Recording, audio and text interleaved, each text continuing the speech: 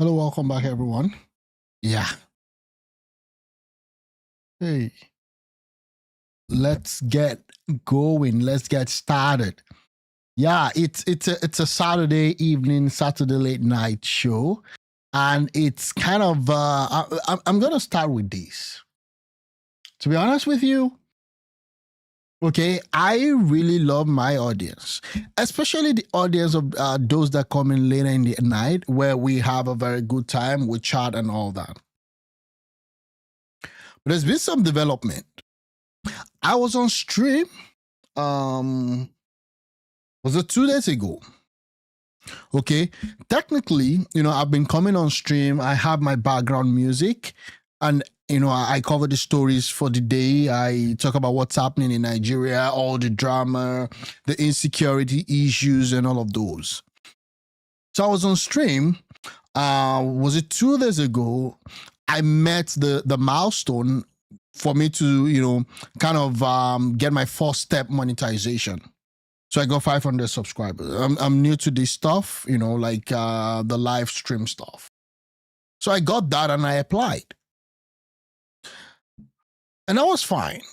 So I was on stream when I got the 500, and immediately I got the 500 subscribers, which was the first level for me to now get qualified for YPP programs and all of that. I subscribed for the partnership while on live.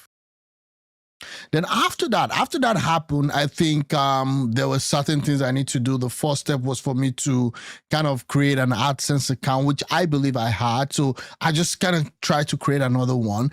YouTube or Google, was able to get me linked to the other one. So that was fine. Then after that, I then applied for the partnership stuff, which was not approved immediately. I think they were saying that it's going to take like within a month. They're going to do the review. So I was on stream the following day. Now, while on stream, the approval came. And immediately the approval came while on stream for my AdSense stuff, because now I have 500 subscribers. Thanks for my subscribers. Thanks for those that have been coming on live and all of those.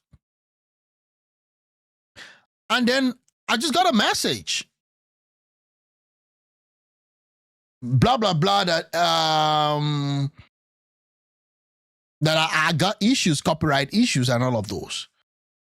That so the stream, the live stream is going to be suspended because I've got some issues and I've not been able to solve them. I was like, what is this? I just got the approval for the monetization came during the stream.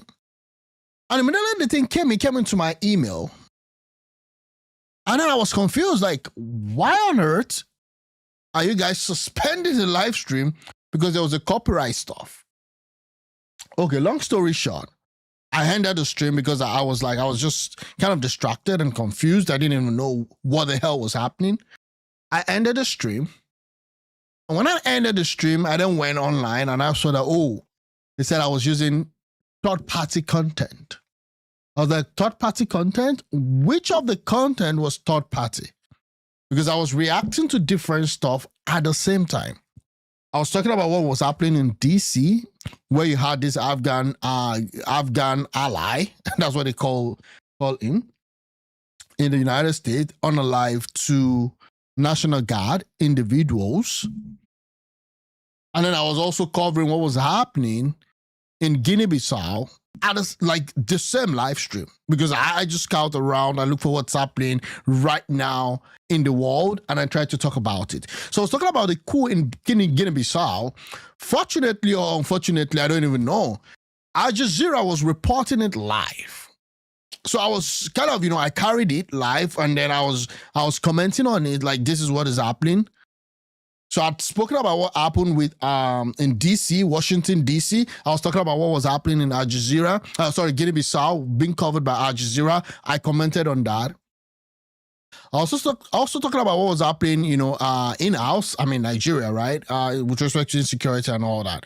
So I did talk on so many issues and all of those. And then I got this thing, so I had to end the stream because I couldn't continue. I was distracted. It was not just giving. So I was distracted and I had to end the stream.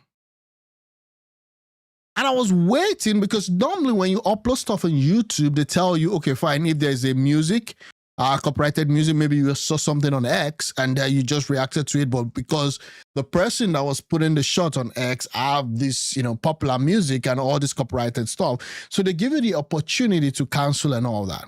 Mind you, I just got monetized for whatever the partnership program.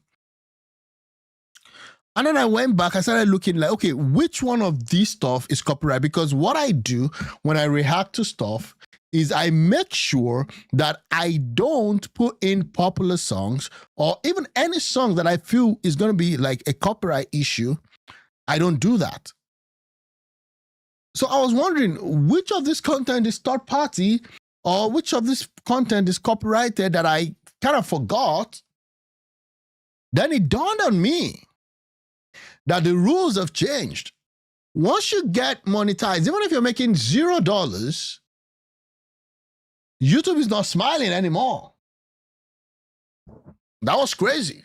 So I was like, okay, fine. If you're used to this show, you will see me playing some kind of classical, no copyright, music on the background. I was like, okay, fine. I'm not going to be playing the music anymore. Maybe it was the music. Maybe it was the content. I don't even know. I don't know why there is so much information that is hidden when it comes to all this stuff. So now I made up my mind that, okay, fine, I wouldn't be using other people's content. If I'll be using people's content, I would make sure that I comment every time, almost every other second. And that's frustrating at times to some viewers. Because maybe you're talking about what's been happening in a country and you want to listen to someone, and maybe you're tuning in. At the point where you're tuning into the stream, you see someone talking. Then it becomes a big issue because you want to hear the person talking and listen from me. But now I have to comment because if I don't comment on that video, it's going to be a big problem. So now I don't know. Then I was like, okay, fine, because I have this music, copyright-free music on Spotify that I play on the background when I stream. I discovered that, okay, fine, maybe that was the problem.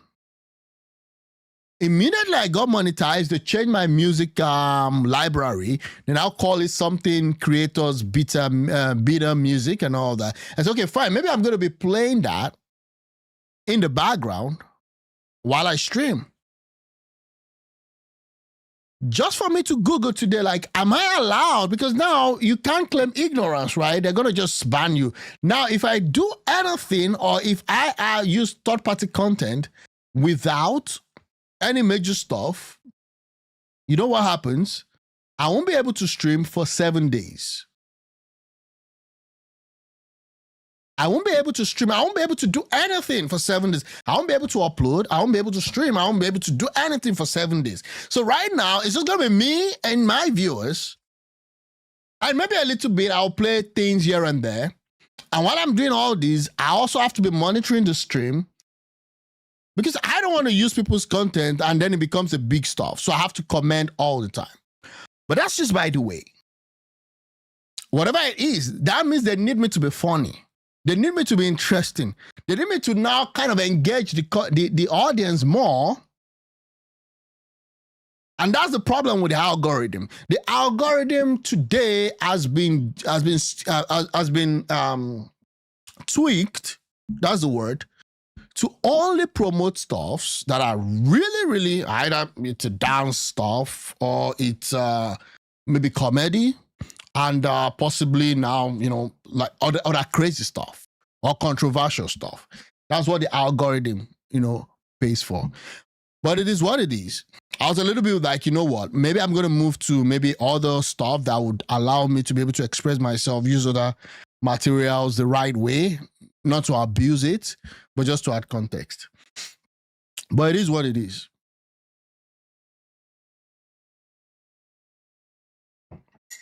So I was like, you know what, maybe I'll just stop streaming live. But I felt like, you know what, this is working. I've got people coming. We have good times, especially all those, like the stream I do late at night. The stream I do late at night, like if people look at me and like, this guy, you're sleeping on stream. You're sleeping on stream. Those midnight, like 10 p.m. stream to 12 midnight stream is always great for me. Like I have people come in and, we do have great time, but again, it's what it is. So without further ado, I'm still going to play some stuff. I mean, public stuff like this one, where you have the Labour Party, met today. The Labour Party leadership got ratified. I'm gonna play some stuff. Oti was missing. Alex Oti was missing. But before that, this is what is trending. Tinubu nominates 32 for ambassadorial post in Nigeria. I know this was in the works. And for those of you you've been confused about Reno Omokiri's ways, it's paying off for him at this moment. The nominees include 15 career ambassadors from states like Abia, Taraba, and then 17 non-career picks such as Reno Omokiri, Professor Mahmoud Yakubu. They couldn't even wait for a no-show period for Yakubu. This guy just declared Tinubu as the president, now is getting an ambassadorial position. What the hell is happening?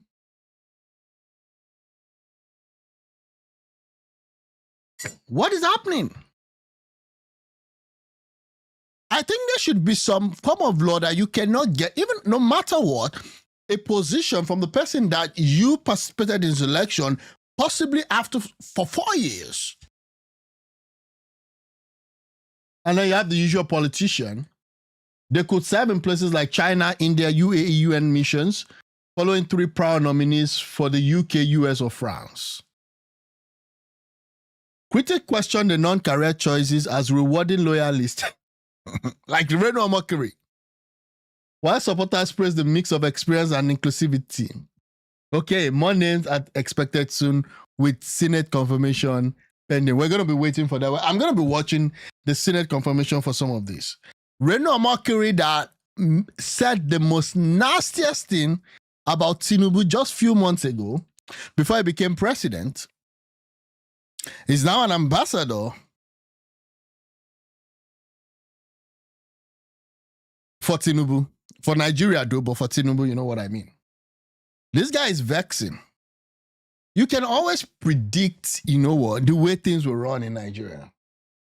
Meanwhile, there are some people that are crying foul. Like, we worked for APC. We did this for APC. There is nothing. We don't have anything. Nothing was shown to us. Well, it is what it is. It is what it is. So these are your ministers, like President Tinubu appointed Reno Omokiri, former presidential aide, as a non-career ambassador.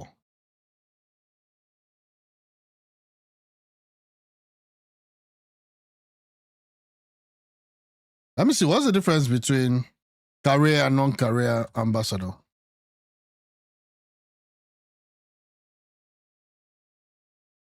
Sorry, I thought I should know this, but man, when we were in school, it's not as if we were reading like that too.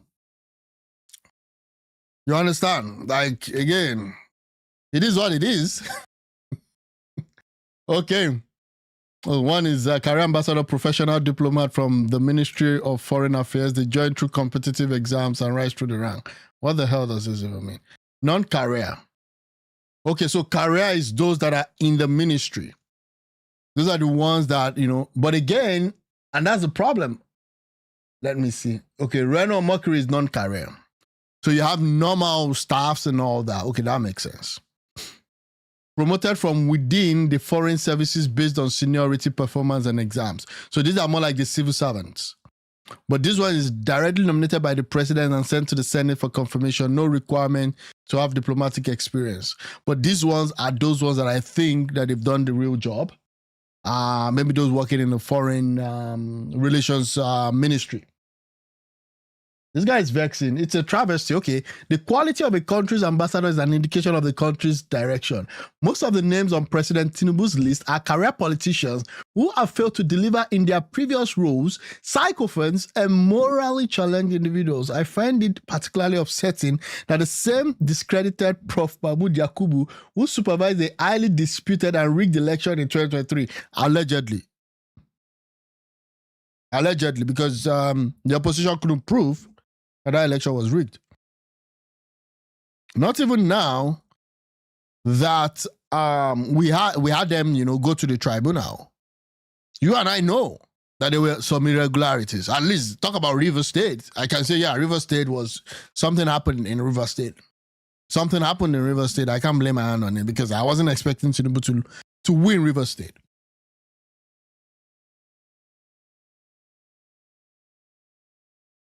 But anyways, this is the president.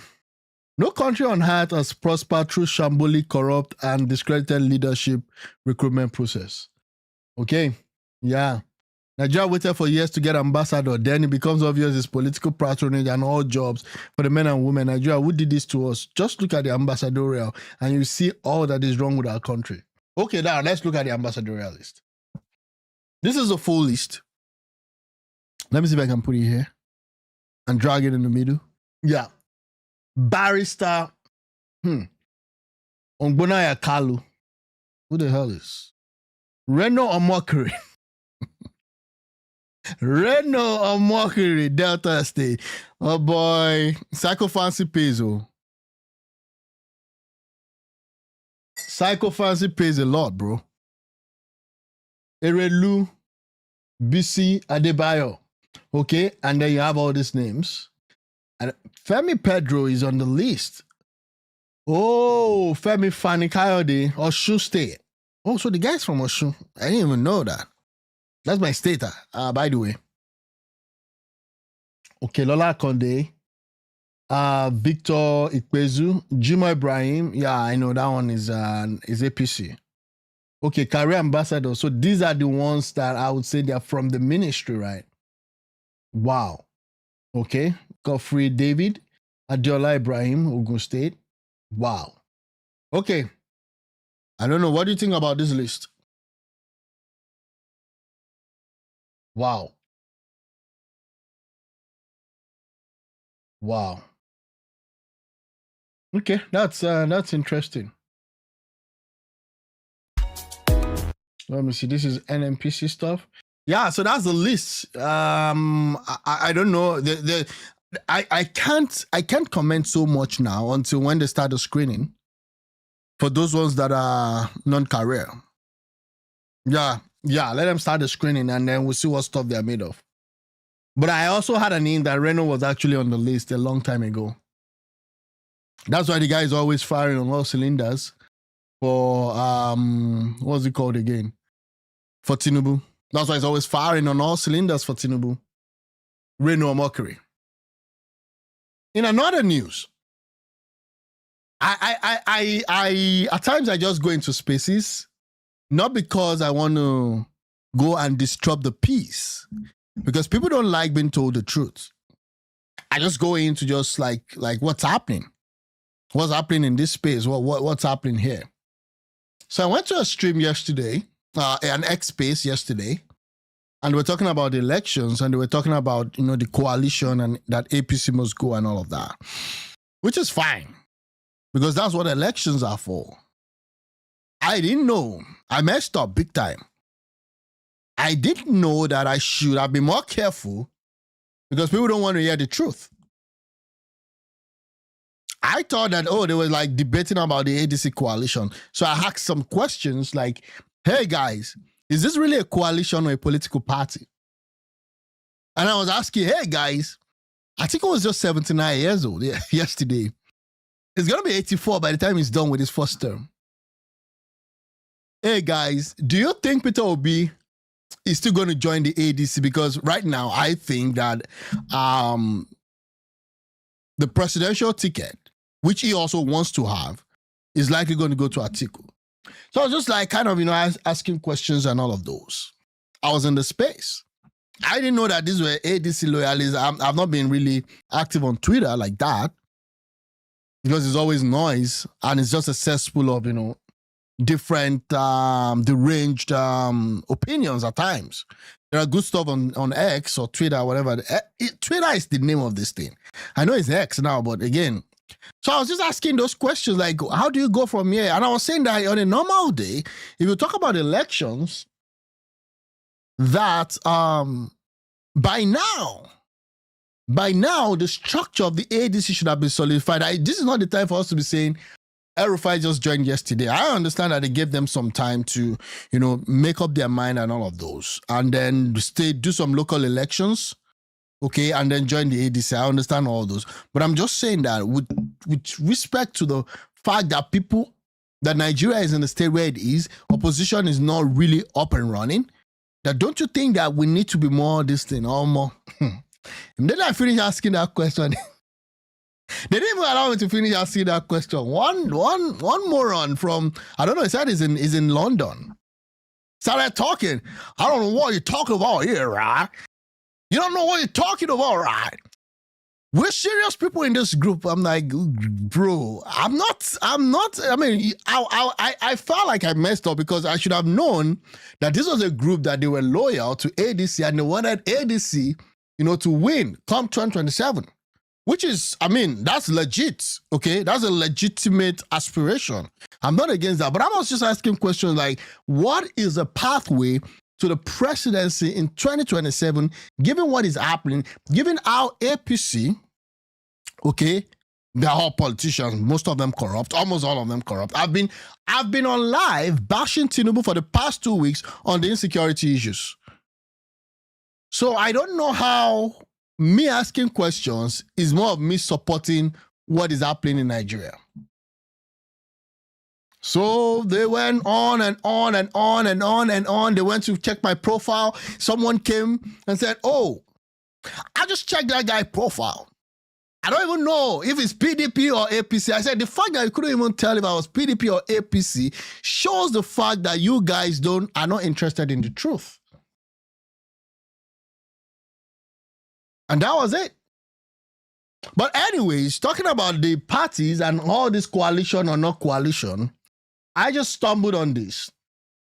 Alex Otti. I mentioned Otti. I said, Alex Otti would not leave the Labour Party, at least for his second term. He's not going to leave. Okay, he's going to be in that Labour Party for his second term. But trust me,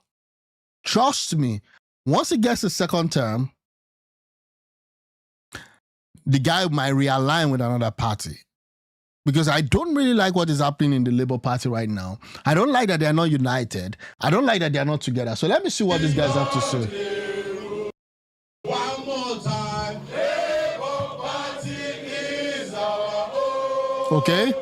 Labour Party is our own. Yeah. Nigeria go better. Okay. Labour Party is our own.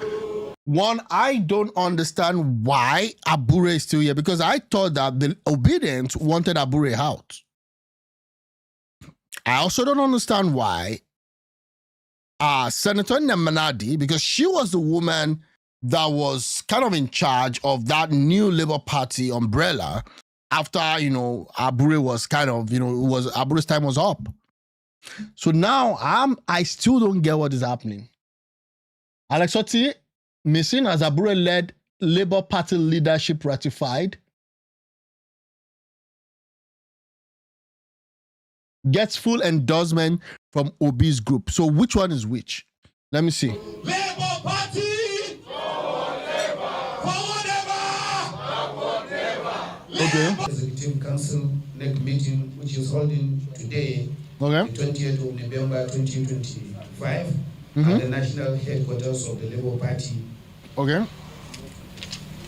It is my pleasure to report and convey the activities of the party from the last national convention, which was held on the 27th of March. So in March, because all this problem happened this year, the problem with Abure, I think Apapa was last year, or shortly after the 2023 elections. 2024.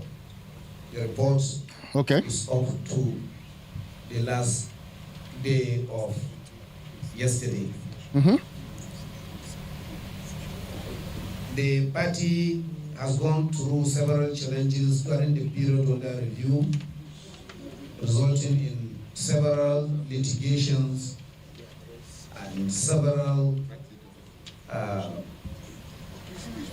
managerial discussion between the party and INEC. Yeah, so again, there were a lot of issues that they had. Part of the issues that they had then was that I think Labour Party is a party built not as a political party per se, and I don't know if that's even a right word to use. Labour Party is more like a pressure group. Okay, the party for the workers. So you have the labor union, okay, and the Labour Party structure kind of mimics that. Okay, what do you have with unions and all that? You have bureaucracy. You cannot just come in and say you want to change things or make things work. That's the problem. That's the problem. It's not built to be agile. So you have all of these chapters, and you have each of the state chapters determining his own pace of work. But anyways, that was the problem, and yeah, let's see what happens. Following the Commission's actions that have warranted the litigations, we're happy to announce that all those misunderstandings that have taken place is today being put to rest. Wow, that's good. That's really good. That's really, really good. I hope that they can easily put it to rest. Hopefully.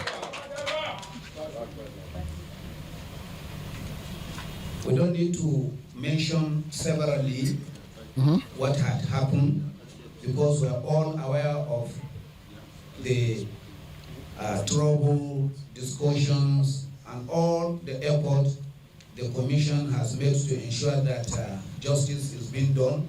Okay. And as a result of such interaction, we are seeing justice in its peak that is taking place today. Yeah, so this is a long speech with respect to things have now changed and all of those. The guy keeps reading up until almost 7 minutes and all. So let me hear what Abure has to say. Or let me just finish his speech and then see what Abure has to say. And also Assistant National Youth Leader, North West, in the name of Chindo Abdurrahman. So these are the list of the officers as elected, and also the vacancies being filled. A comprehensive list will be given to the necessary authorities that are here. Anyway. Okay.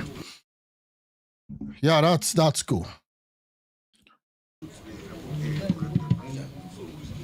The guy is really sweating. Is he under pressure? Who's putting him under pressure, bro? Guy is really sweating, man. Sweating bullets. Hi, Yunus. Welcome to the show. Let me see. With this presentation of the secretarial report, okay, I hereby called on the NEC to affirm and declare this NEC in session open, and all proceeding and deliberation to be taken. Okay. So yeah, that's it. So now I think that they are coming together to forge a unified, to form a unified, how will I put it now? A unified party and a unified stand. Hi Benson, welcome to the show. Yeah, I mean, we'll see what happens. Hopefully the fight is over. Hopefully the suffering is over. Hopefully Peter Obi can now, because I said that it was important that Peter Obi takes control of that party from day one. I mean, day one meaning after the 2023 elections, because, I mean, 2023 elections, all land was on deck. They had a very good stuff. So this is what I've asked. I've asked my assistant, Grok, here. Just give me what has been happening with Labour Party. Okay? So the Labour Party surged in prominence during the 2023 elections as a third force. It was really, I loved the outing of the Labour Party during the elections. I love the way people came together to at least make their voices known. People were kind of open to the idea. Unfortunately, of whatever, Peter Obi became third, but then the number that he had, in that election was really massive. And it became someone to deal with. I mean, to have dealings with, not to deal with in terms of dealing with him, but to have dealings with. So it became a de facto political stalwart in Nigeria in 2023. Largely due to Peter Obi's candidacy. However, post-election, the party has been mad with leadership crisis, factionalism, and legal battle, with Justice Abure's faction clashing with Nnamdi Usman-led caretaker group backed by Obi and Abia Governor Alex Otti. Maybe that's why Otti is not in the meeting. Despite this, LP secured notable election gains in 2023 and is positioning for 2027 amid ongoing reconciliation effort. So let's look at the summary event. 2023, Peter Obi joined LP in May.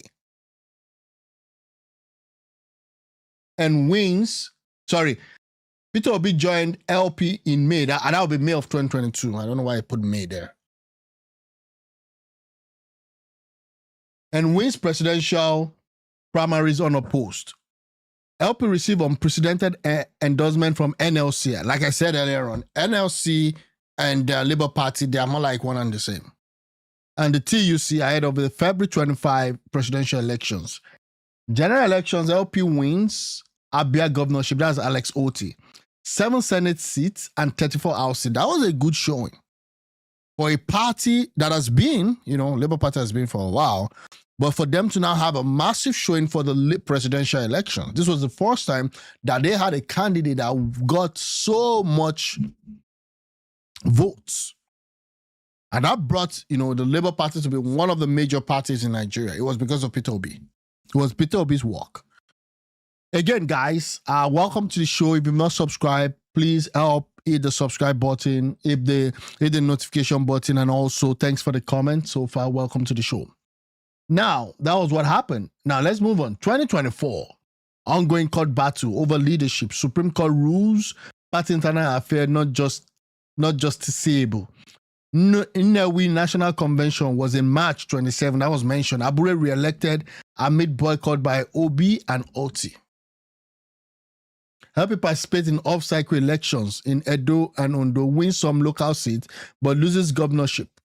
Reconciliation attempts failed. Obi distances from Abure-led faction. Maybe that's why Obi is not there right now.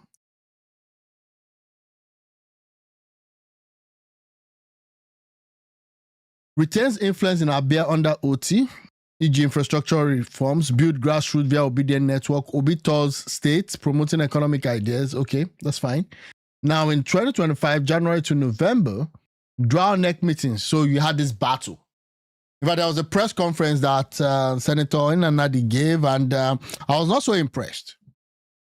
I felt, and you may disagree with me, guys, I felt that Peter Obi should have waded in much more earlier. I felt he should have waded in. Because a lot of these things, you don't just want to, I understand there's a constitution, but a lot of these things, there is a lot of nuances to it that you cannot just leave factions within the parties to sort it out. So this is what happened. The Supreme Court nullifies Abure's recognition. That was earlier in 2025. Then the issues got escalated. APC accuses of destabilizing LP PDP via defection to create one party state. So they've always been saying that APC tries to create a one party state. And I don't know if that's necessarily true, but I also know that politicians always try to interfere in the other opponent's party. So I cannot affirm or deny that APC might have had some hands in what is happening in LP and in PDP and in SDP. Kanu's conviction That was in November. Spark Southeast tension. Will be ones of insecurity risks. Abure labeled deposed in some circles. Violence at parties event. So now, overall trend, LP 2023 momentum has waned. Okay, LP 2023 momentum has waned due to infighting, reducing its threat to APC's achievement center on achievement centers on Abia governance model and legislative advocacy. Controversy highlights financial opacity and external interference. For 2027, Abure's faction eyes workers' mobilization against APC's hardship. Yeah, they have a point there. They have a point because the common man has not really benefited from the APC's government. The big boys, the Dangotes, them, they benefited. The middle class, the upper middle class seems to have benefited from this government. The only problem that is facing everybody, rich, poor, middle, lower, is the insecurity problem. It's the insecurity problem in Nigeria today. And that really, it's a litmus test. Is it going to make Tinubu lose the election? I don't know. Because what they've done, they've really cemented their grip on power. That is what has happened. But, things can change. For 2027, Abure's faction eye workers' mobilization against APC and Expos. Okay. So that's what has happened today. So we can see that LP is, coming back. Let me see. Abure spoke. Let me see what Abure has to say. Constitution of the Labour Party as amended. Thank you. Okay. You have read it. I want to take one or two comments if you feel it's necessary. So this guy is back to the show. If it's not necessary, then we can then move immediately to take the motion, adopt it, and then probably we just do a voting on it. But I want us to open the meeting for brief deliberation on the secretariat reports that have been presented. How's he moving his head up and down? Oh, let's see. Any discussion? Enugu State Chairman. In elaborating on this particular report, I want to say that we have done a yeoman job. The obedience are not happy with this development. From what I'm seeing, from the comment and all, they're not happy. They're even saying, what is Dati? This guy. What is he doing? What is he doing there?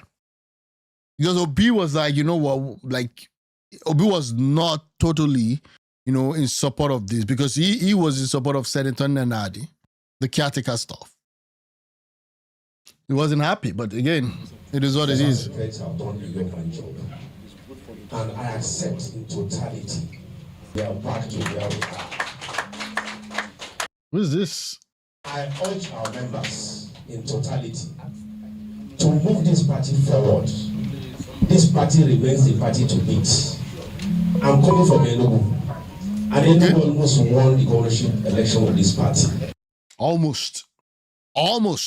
In 2023. Almost. Can we say the same now? Because again, the momentum has reduced a bit. And this is just me being factual. I mean, if something changes tomorrow, if I see that these guys are back and firing on all cylinders, I mean, I'm going to come tell you guys, wow, I think there's a ray of hope. Peter Obi is not a party person. His one is just more of, these are the ideas, this is what I want to execute, this is where I'm going. You need someone that is a party person to hold the party down and mobilize and get things started. We saw Maurice Mounye, he was a director of mobilization for the Labour Party, and the guy was disappointed. Now he's thrown in the towel, but let's see what happens.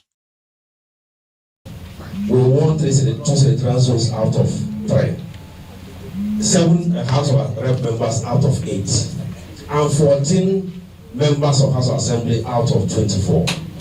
That was a non-mean achievement. And I want. How many of those are still in the Labour Party today? How many of those are still in Labour Party today?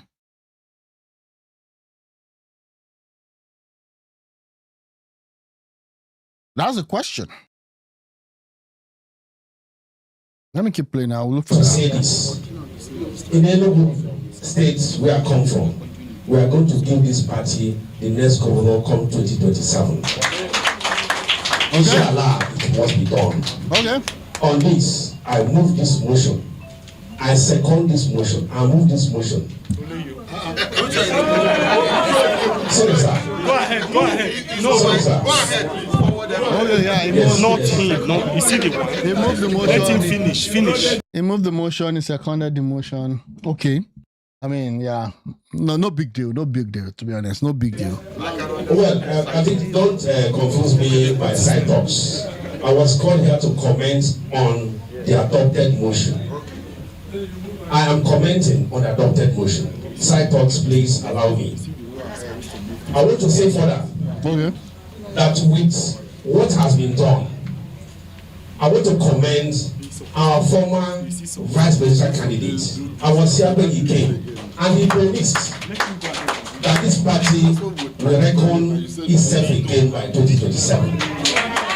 And they called on Mr. Tinubu, my brother, to come back to this party. What is it talking about? What is it talking about? He wants Peter Obi to come back to the party. What does it mean?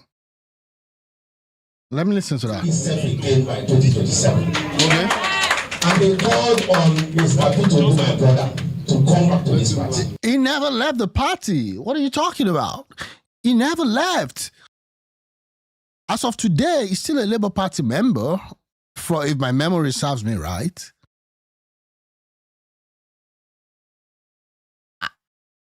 I don't know, but again, he has no business with another party. He has no business in another party. I want to commend this house and say further, please let us move forward to bring back Peter Obi into this. Am I the one? Am I the one that is not hearing well? Like, Peter Obi never left. Again, that's one of the questions I had. Like I was saying earlier on, I was in a space and I was just telling them that you guys, like, you don't even know what you're talking about when it comes to the ADC coalition. There is no coalition. There is no coalition anywhere. Now, what this guy I think is implying is that Peter Obi should stop fraternizing with the ADC. There has been no one major political opposition party that is going with ADC as of today. That was what I said. No political party in Nigeria is going with the so-called coalition as of today. And I don't know why. Actually, I know why. Because the opposition party in Nigeria, a lot of them are lazy.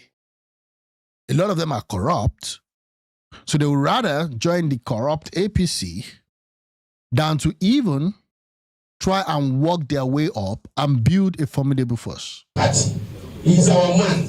He's our own brother. He's a man to beat. We are going to send Ahmed Bola Tinubu out of Aso by 2027. Inshallah, I commend everybody and say that as we move forward, we are brothers and sisters. Let us die everything that has happened as something that happened in the past. Thank you and God bless. So this is a new beginning. It's a new beginning. It's a new day. It's a new beginning, right?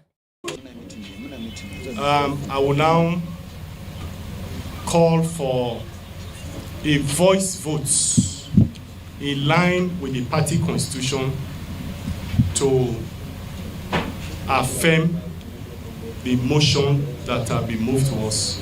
So for those who are in support of this motion, say aye. Aye.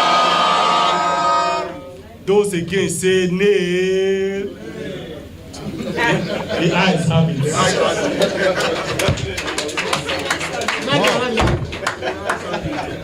For the party to move on, and again, you may not like it, for the party to move on, I believe that Abure should really step down. So you don't have the governor, the only governor in the party is not in attendance, and it's obvious. Senator Nadi, the caretaker committee, is not in attendance. Peter Obi is not in attendance. So what are we talking about? I would have loved to have a Labour Party, and this is just me, like Labour Party can do whatever it wants to do because I'm not really invested in Labour Party. I would have loved to have a new chairman that has really, really won elections before, that is neutral. Like they should come in and give us a new consensus. But it is what it is. Then number 2, Labour Party Constitution 20. And has other engagements to catch. If they can vote right now, it's important I see this. Okay, you want to see this voting too? Yes. Okay. Okay, we'll see the voting. For those who are in support, say aye. Aye. Those against, say nay. The ayes have it. Okay. Yeah, so that's it. So you speak. So we just, because it's in a hurry to go for another function, we call upon him to please. Okay, that's it. Yeah, we'll see what happens. Hopefully things work well. FG arrest alleged coup plotter swiftly, but couldn't declare emergency after 2 weeks, lawyers. Okay, this is just a quick one. Peter Obi is still a member of Labour Party. Let me see what that has to say.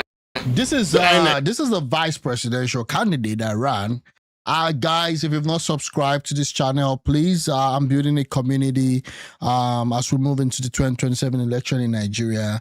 I want to build a strong community that people can voice their opinion, talk about what they think about what's happening in Nigeria. So please help subscribe and also like, share. Thank you. So this guy was the guy that ran with Peter Obi in 2023. Let's see. It is a great pleasure to be here with you this morning. Okay. First, to the best of, not just me, to the best of our knowledge, our brother, His Excellency Peter Obi, is still a member of the Labour Party. Oh, thank you.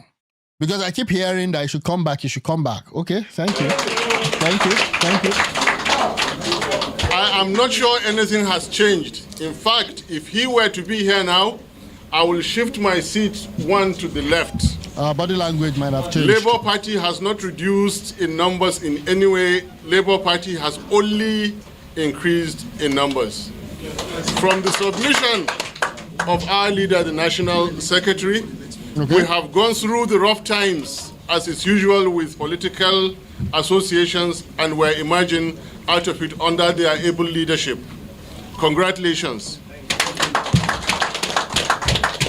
The highlight and the major turning point of this NEC meeting is the presence of INEC.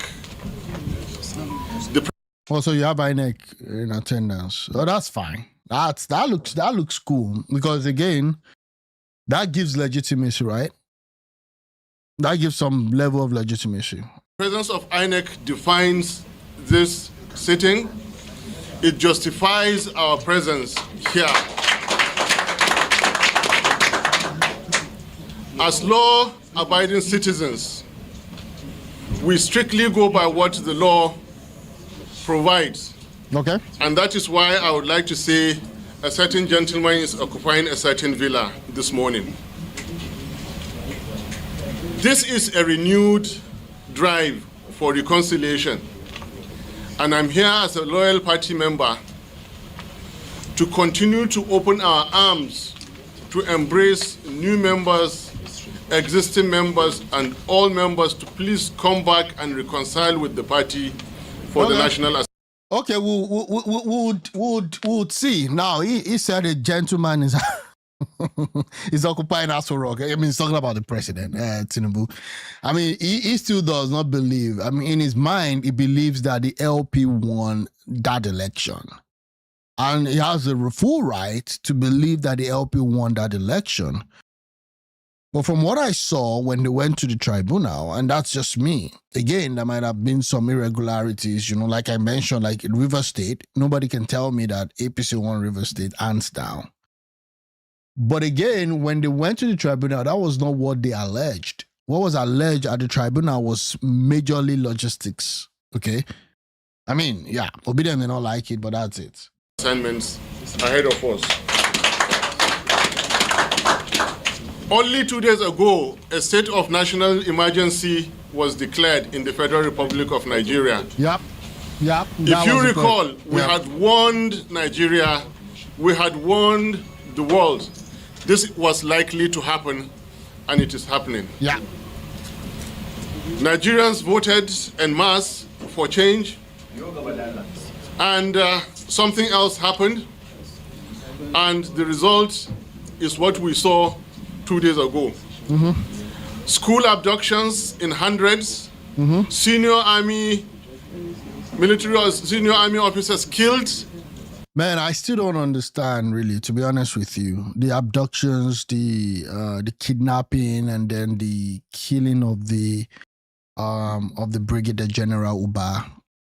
I mean, I'm expecting more from the government. In public, this would never have happened if Labour Party had formed the government of Nigeria. This is where I say we may never know. We may never know. Before Buhari became president, because he had lost series of elections, lost the third one, I think he won at the fourth attempt. When he lost the third one, everybody kept saying that, Buhari would, since he said he was not going to contest again, that it would be the best president Nigeria would have never had, right? Then he later said he was going to contest. And after that, it was just a mess. For the 8 years that guy was in power, Nigeria went back. Hi, Patricia, welcome to the show. Nigeria went back. Like, Buhari took Nigeria back in almost everything. So again, when this guy comes to say, this may not have happened if Labour Party won the election, we may never know. I don't know what would have happened. But again, that's the reality. We are committed to changing this. We are committed to securing Nigeria, ensuring prosperity, peace, and stability in this great creation of Almighty God. Okay. It is the birthright of Labour Party amongst all other political associations in Nigeria. It is our birthright to ensure living wages of all workers. That is the underpinning philosophy behind labor movements. Yeah, so they're laborers, right? And that's one thing. I mean, they're more like a pressure group. One thing that I think Tinubu missed was, and it was an opportunity that he missed, was the fact that when he removed that subsidy, it was very slow to increase the salaries of the civil service, because it was practically impossible for them to have been living on that wage that they had before the subsidy was removed. That's one thing that I feel the reaction, again, fine, removal of subsidy, which should have been, right? But how did you respond? How were you able to channel the whole thing? I felt like Tinubu felt like, we've got to suffer. And again, there would have been some level of suffering, but I think that Tinubu didn't undo that removal the best way that he should have handled it. That's just my opinion. People suffered a lot. People suffered. Some people are still suffering because of that.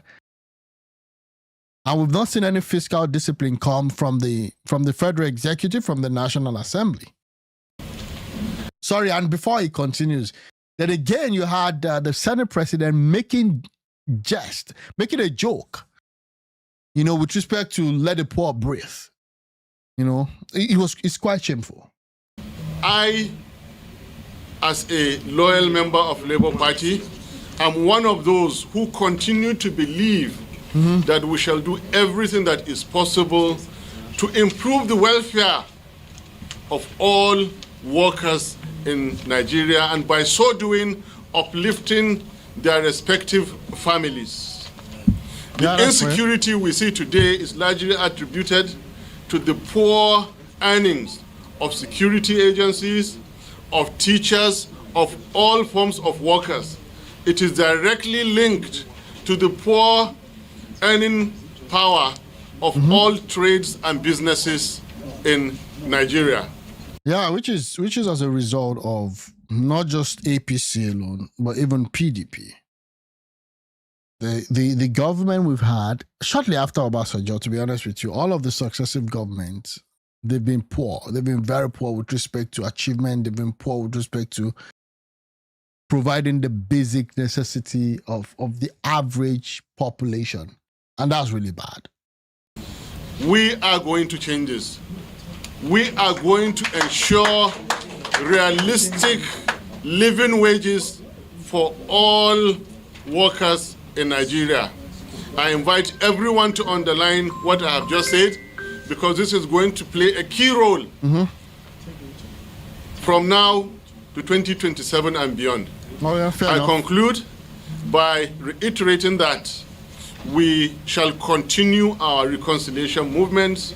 All as sundry are welcome to work with us respectfully, peacefully, for the sake of our dear country. I thank you very much. Okay, so that's fine. So if you're still continuing your reconciliatory stuff, then when do you start to plan, or when do you start to let your people know what your status is with respect to the ADC? Because the whole idea of the ADC is that all other opposition political parties are meant to kind of work together and get themselves, included in this whole coalition move. But right now, as things are, LP is not committing to any coalition, that I can say. SDP is not. PDP is not. In fact, they are happy that Atiku left the party. And I mean, I don't know how best him leaving the party will work. But people are like, like I said, I was in this space and they were just coming at me when I said, like, this coalition thing, I don't know. I don't know what's happening. But again, I have to be optimistic, right? I have to be optimistic because we need it. No matter what, no matter the party, no matter the affiliation that you are in, you should support a very strong opposition. No matter what. Even if you are pro-APC or whatever, you should support a very strong opposition. Because there are a lot of things that is actually being dropped. A lot of balls being dropped by the APC right now. The National Assembly did not risen to the task. Okay? So even if you're an APC member or you're pro-APC, you should want to have a very strong opposition. Even if it's just for blind spots. But we don't see that. Well, we have Labour Party. Forward ever. We've always said we are not opposed to issues of reconciliation. And like you have seen, we have continued to pursue issues of reconciliation and expanding the party. I will continue to do that, and that's one of the purposes of this meeting. I'm sure that the reconciliation moves that were made by the Deputy Chairman, Dr. Ayo Elrufai and Adarabambi and Co. Will be part of the subject matter of this NEC. Okay, that's right. And not until NEC makes okay, the guy is boring me, to be honest with you. So I asked, what has happened? Labour Party Nigeria, defection of 2023 election winner as of November 29. The Labour Party in 2023 had 1 governor, 7 senators, and 34 House of Rep members. LUP 75. LUP. It was great. Even though they didn't win the elections, this was a great result. First time you had this party contest on that scale. Look at what has happened. House of Rep member and all of this have been eroded by defections, primarily to the APC. They are citing internal crisis, lack of structure, and alignment with the federal government. And some have also defected to the PDP. Based on comprehensive report, at least 25 confirmed LP winners have defected since mid-2023. 25. Out of what? 34, 7, and 1. We know that 1 is still there. We know that the senator in Abuja is still there. But this is not good. This is not good. Total defection, 25. Primary defections to APC. And then some to PDP. Impact. LPRC dropped from 34 to 17. Senate from 7 to 4. So you have 3 senators. No governors defected. Yes, Alex Otti is still with them. LP's response, legal threat to reclaim seats under Section 68, 1G of the 1999 Constitution. That won't happen because the Constitution gives, from my own understanding, members that are won on a previous political party the right to defect if there's an internal crisis. And that's that about that. A pronouncement on it. Okay. I won't be able to speak authoritatively. I may have to go. Jonathan drops a shocker. We're going to Guinea-Bissau, where Jonathan has actually created a name for himself. He has created a name for himself as one of the top Africans that believes in election reforms. Because I will of all the issues that I had with Jonathan, I cannot forget that he is one of the leaders in Nigerian history that ensured that election reforms was successful, despite the fact that worked against his own re-election. Again, people will be like, you know what, he had no choice, he was going to leave anyways. But at least he did the reforms with Jega, and that actually started the movement towards, successive wins with election. Now I don't even know where things stands. But let's listen to him. So he was, before we listen, he got stuck in Guinea-Bissau because the military took over. But he's now saying that there was actually no coup in Guinea-Bissau. Wow, I didn't know that. Bissau. Hi, Martin. Welcome to the show. And, monitoring these elections. Thank you so much. Since I left office, I've always been scared talking to the media. But in this particular case, I decided to speak to the media. First, he wants to say his own truth because they've tagged that thing as a military coup. So I wonder why he's saying that there was no coup. Let's listen. To thank Nigerians for the show of empathy, the encouragement. Because while we are in Bissau, and this so-called coup happened, the information we got was that the whole country was agitated, young and old, irrespective of religious divides or political divides. And I sincerely appreciate Nigerians. And I want them to hear directly from my mouth to appreciate their concern. Oh, thank you. And secondly, to thank my president, President Tinubu, and the Ivorian president, President Ouattara. Both presidents were to send aircraft to lift us, but somehow, Côte d'Ivoire is closer to Guinea-Bissau, and there's always some relationship between Francophone countries and the Lusophones among the Francophones. They were able to penetrate their system to get landing permit first before Nigeria could do that.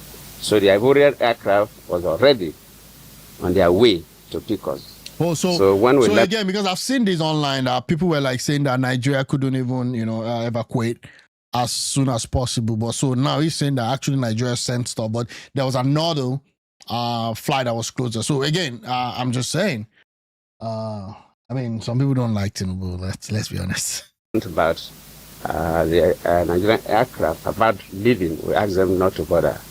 That is why, if you see the picture that was brought by an Ivorian. Yeah, we saw so that. we thank the two presidents, President Ouattara, President Tinubu, and indeed thank Nigerians for that. And specifically, what happened in Guinea-Bissau, Yeah, I wouldn't call it a coup. Oh, I call that a coup, bro. Maybe a silent coup because no blood was, shed. I'll call it a silent coup. But Jonathan is saying that this is not a coup. So what is it? It was not a coup. Wow, okay. Maybe some people describe it as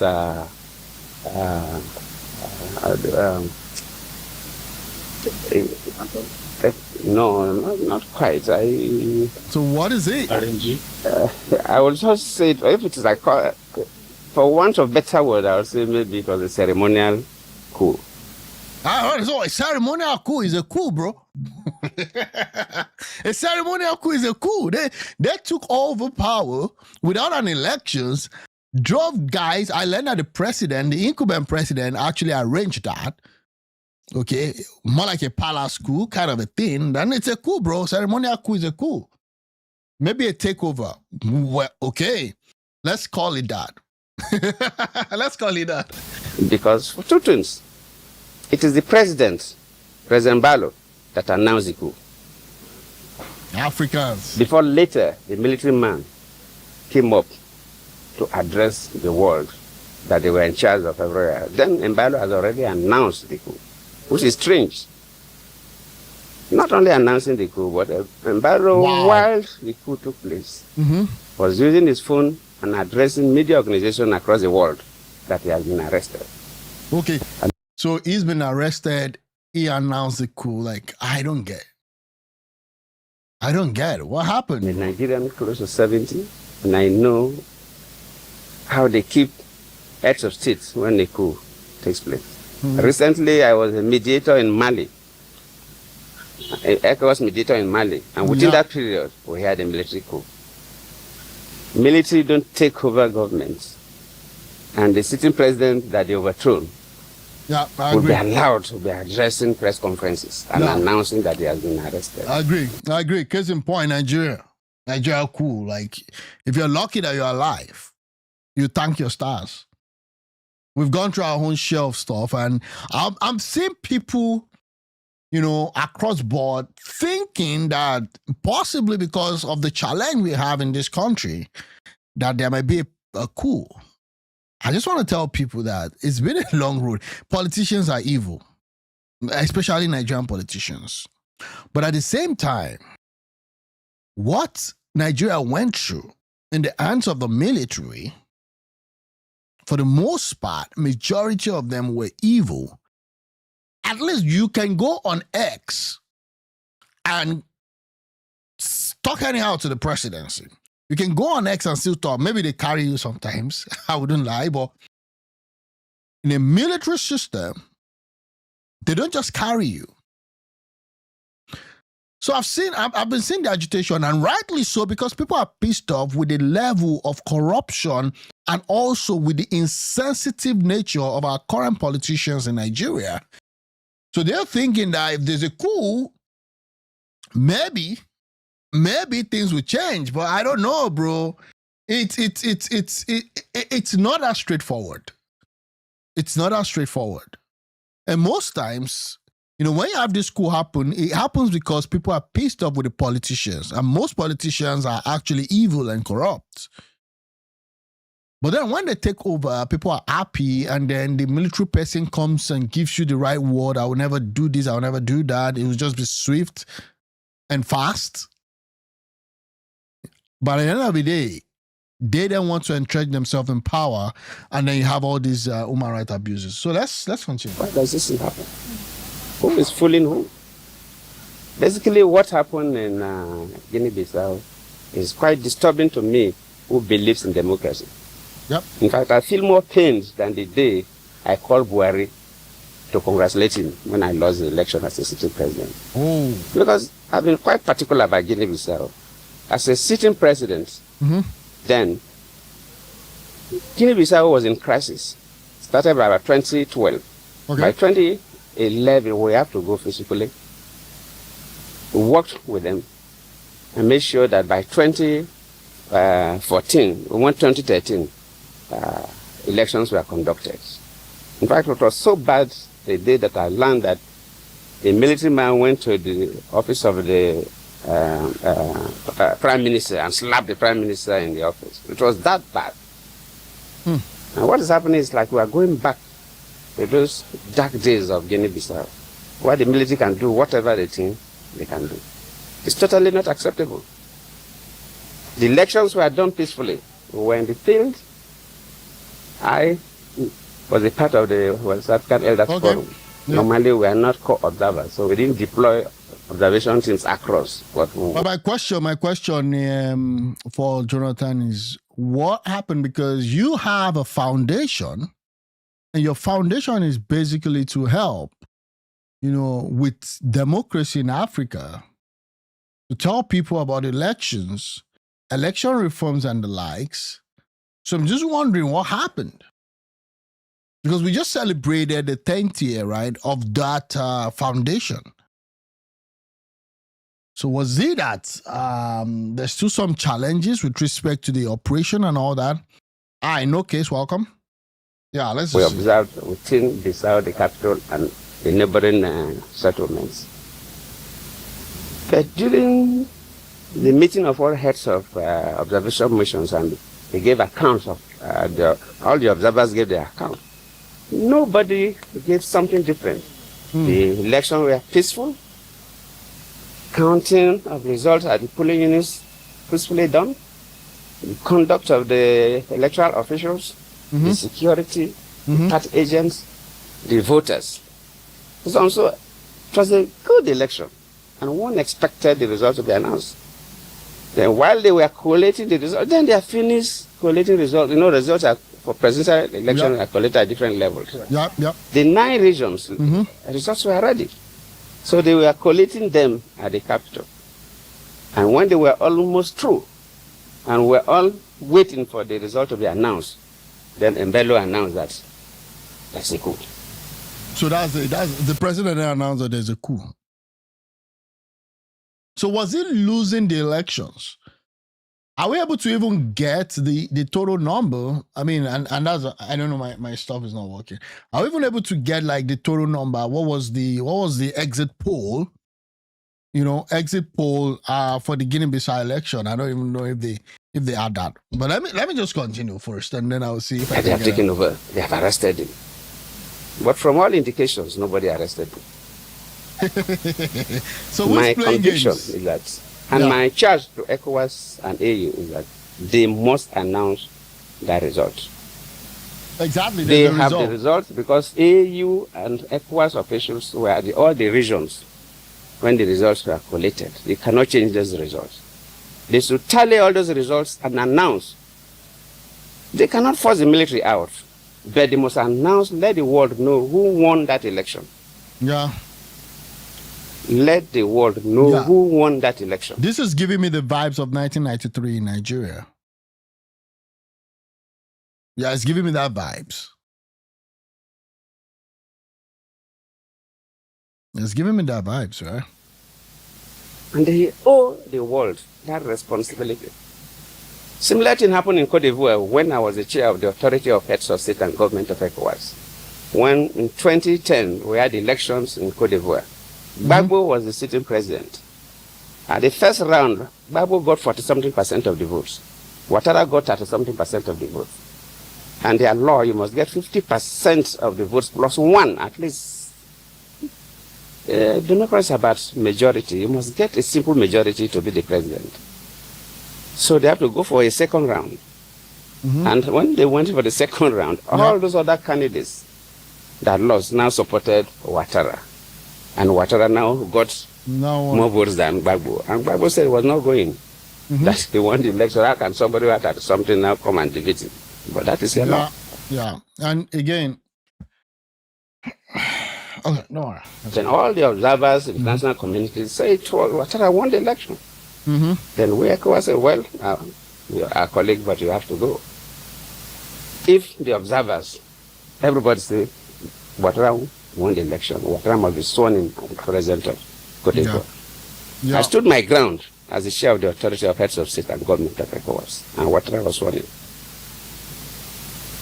So that's a good one. And again, and Jonathan has earned that right. You may not like him, from his days in Nigeria as a president. You may not like some of the steps he took. You may not like some of the stuff. But again, I think he's earned that right to be able to so much when Nigerian citizens does not even know at all. Yeah, I agree. The leadership of including myself. was. Yeah. Luckily, Madabio was a former military man himself. So he should be courageous. The leadership of AU, they must be courageous. They must announce who won that election. Yeah. I'm not saying and this again, mobilize would there be a plan for another elections if, for example, they can't announce it? Like this military guy, is there like a plan? Like Abdul Salam came in and was like, I'm going to hand over come May 29, 1999. He handed over. So is it more like a stopgap, a temporary stuff? I don't think so. To go and fight, no need to shed blood, but we must know. Because the results are there. They have the results. The AU, ECOWAS, they have the results. So we cannot be playing pranks. Nobody so that means he also has the result.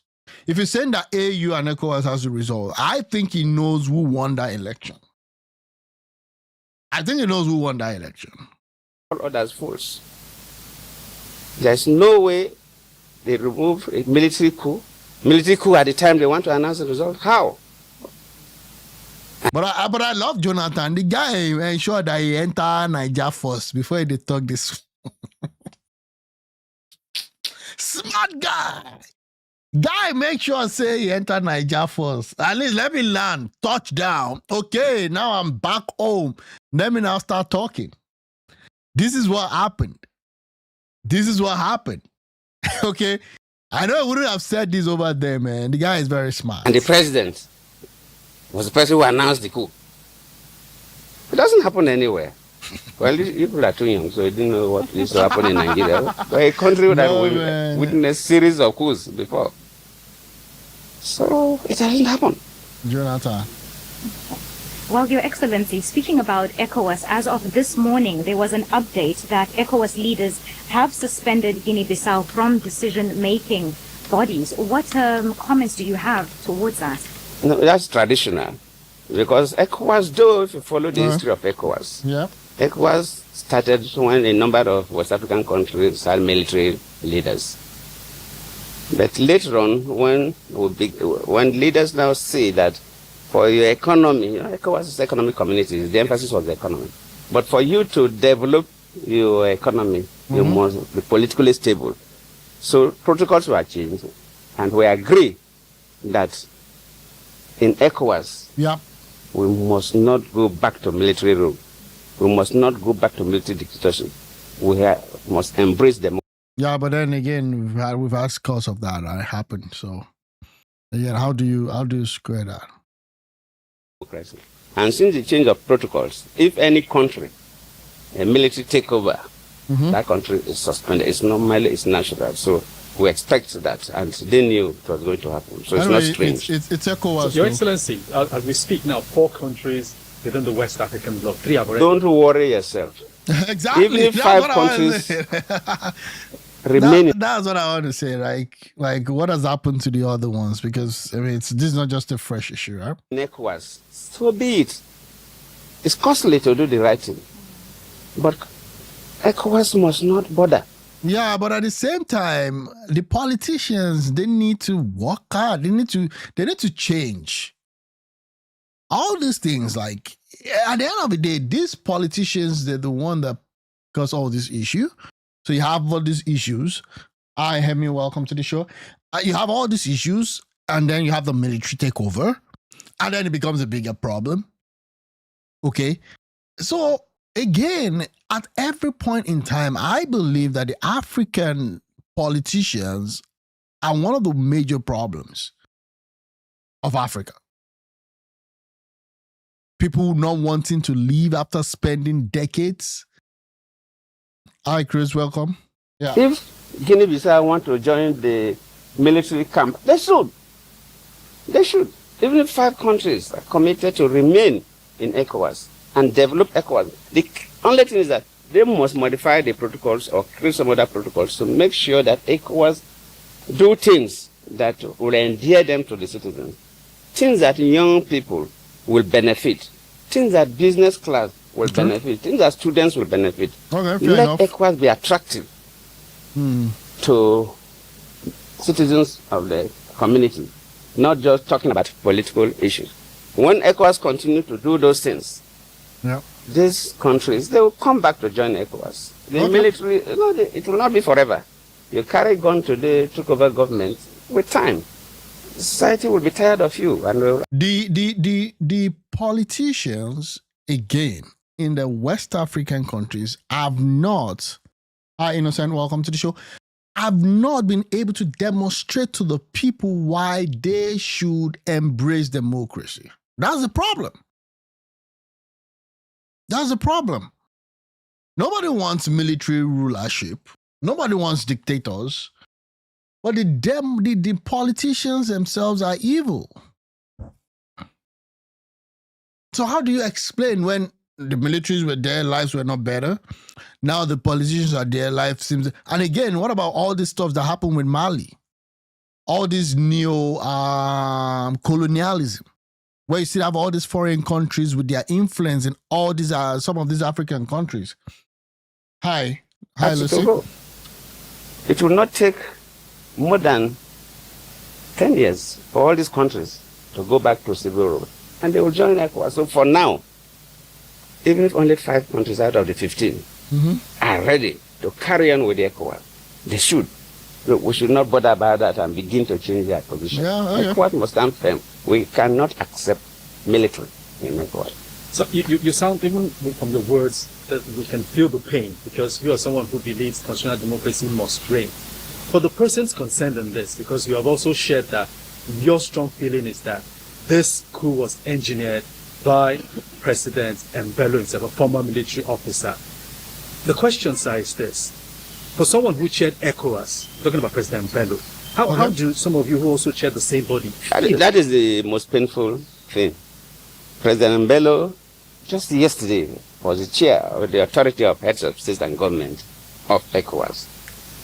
One will expect him, as the president of Guinea-Bissau, to do his best. Luckily, he's an ex-military man, so he has a military constituency. Oh, then that explains some of the reasons what Jonathan has been saying. I mean, there's a possibility. Hi, Caleb, welcome to the show. There's a possibility that he still used his influence as a military person to subvert democracy. That's it. He was a very senior military man before retiring. So he has his own friends, boys, and so on. He should be the person that can prevent any coup in Guinea-Bissau. I don't expect a coup that will remove him from office. In any case, the election, immediately they announced, for them, immediately the results are announced. They inaugurate the new president the following day, so his tenure was almost over. But I don't expect him to be as the president of Guinea-Bissau, a retired senior military man, and they organize coup against him. I don't expect. I don't. Fair enough. So speaking about President Mbalo, what would you advise him and the political class of Guinea-Bissau at this moment? Well, I know what the political class will do. I don't even need to advise, because the political class will want those results to be announced. Okay, so I think it's it. We all miss you. So, good luck, Jonathan. Yeah. I mean, I was hearing different stuff that they wanted him to come back in 2027. I don't think that would happen. But at least it's been a good role model for politicians with respect to elections alone. I mean, I'm not talking about performance in office, just elections alone. How someone lives gracefully. I remember 2015, the tensions were high and all of those, but he was still able to live. The political class will want the results of the election to be announced. Nobody should take citizens of a country for a ride. People did not go to work. People wasted their time, queued up, voted, and when they're about to announce the results, then you come as soldiers and you scuttle the results. So the political class will never accept that. Yeah. For the military. I agree. And the only person I don't really miss Jonathan is the wife that I miss. The wife was always, coming in with making everybody have a little bit of a side relief and all that. But it's it is. The wife has not really been speaking, like she's just gone. She's now a doctor. Right? Yeah, you miss him. Yeah, okay. I'll plead with them not to take Guinea-Bissau back to the dark days of 2011 to 2014. I was sure Guinea-Bissau is not an army arrangement. I think that's it. Because he was even saying that the president, the Democrat, the so-called Democrat, the politician was the one that announced the coup, not even the military person. So it's possible that there's an arrangement. Because I was the chair of the ECOWAS Authority of Heads of State and Government, and I was involved. Most of them acknowledged it anyway when they saw me. They say, we know what you did for us. We know what you did for us. Wow. They know what Nigeria did to stabilize the country. As we speak, he's a man. Yeah, I think Goodluck Jonathan is just not to just take over from the show. He's just a president that he is good, but the situation of the country then was just so much for him, like enemies all around, everywhere. And because when you look at his persona and he as a person, he couldn't just survive that environment. So that really impacted decision making. That really impacted a lot of things. The enemies wanted him out, and that's the problem. It's painful to say. So that's what I'm saying, that Ambello knows everything. The president knows everything. So it's painful for him to be the president of Guinea-Bissau and say military people are taking over government. Your Excellency, it's totally not accepted. Your Excellency, you are now back in Nigeria, having seen what occurred there. The main opposition leader, Fernando Diaz, is still in custody. What's your message? Yeah, Goodluck Jonathan, ordinary teacher with, Tinubu and Buhari all zoomed him out. They really went after him. I mean, and that's the same thing they're trying to do with Tinubu right now, if you look at it, because the same exact template. 2014 Chibok girls, 2024 you have Kebbi, Niger, students being kidnapped, you have all of these things, right? And that's the problem. APC plans the whole issue of the killing for political purpose, and you can see it's still going on today. I mean, it's really crazy. And they never thought that, what's it called again? That Trump will wade in the way he did. Because for political reasons, they just felt like they can manage this whole security issue up until 2027, and then suddenly, they have another Tinubu and all that. They didn't know that there will be an external stuff. There's been a lot of debate also with the external influence in Nigerian elections, right? And there's also the school of thought that believes that USA wants to get involved because of their own ulterior motive. But the problem is this is what I say, that the presidency was not doing its job. Yeah, it's all been orchestrated by the Northern Power Allies. I see a lot of power play. It's just I don't know to what extent they're going to take it. A lot of power play is happening right now. You don't know where the shoe pinches. It's always on easy lies the head that wear the crown. They have to release the man. Yeah, they're going to release him. The man has not committed any offense. They just have to release the man. And the international community must talk to the military to release the man. The man has not committed any offense. The man has not even declared himself president, as to say, oh, we have taken over government and you have declared yourself. So is treason. No. The man has not committed any offense. There's no reason to restrict the man at all. This would allow the man to be free. Okay, yeah. And we advise the military in Guinea-Bissau. Yeah, I think they will leave him. I mean, if he's the one that announced the coup, is the one that also was calling global leaders with respect to the coup, then again, what do you expect? Aisha is not even the one that said, just arrest me such that, in a way, for his own protection too. I mean, it's just normal that when you take over, it's either you give them an house arrest or you give them or they just travel out of the country for asylum. Yeah, but again, it's not going to... I think it's even better that maybe he moves out for asylum and then possibly put pressure for them to conduct another election. But the problem again is that the politicians are always the problem. And then they bring in the military, who now becomes a bigger problem. So, not to take Guinea-Bissau backwards. When I was in Guinea-Bissau 2012, and just came back from Guinea-Bissau yesterday. There's significant development going on. Oh, fair enough. The capital is taking shape. And we believe that with that, the country will take shape. So the military should not take us backward to the dark days of 2011 to 2014. And finally, Your Excellency, how soon do you expect a return to constitutional government? Nobody can say. Nobody can say. But I believe they're going to work somehow. Supported by AU, are firm. Yes, they may not, because after all, Burkina Faso has not returned. Niger has not returned. Mali they've not returned. You don't know. Once they get in also, they kind of consolidate power and try to eliminate their opposition.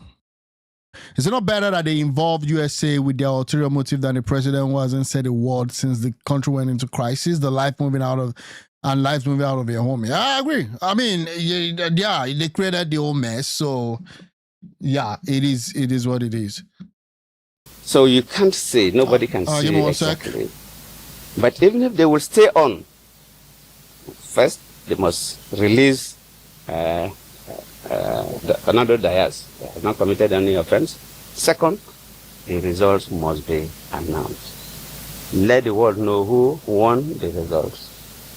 And this man won the result, but the military overthrew him. That's the better story than to tell me that they organized a coup to remove. I'd be. Why not contest and go be a liar? Okay, so he can face them. You see, all these APC people are really deadly. Yeah, they are.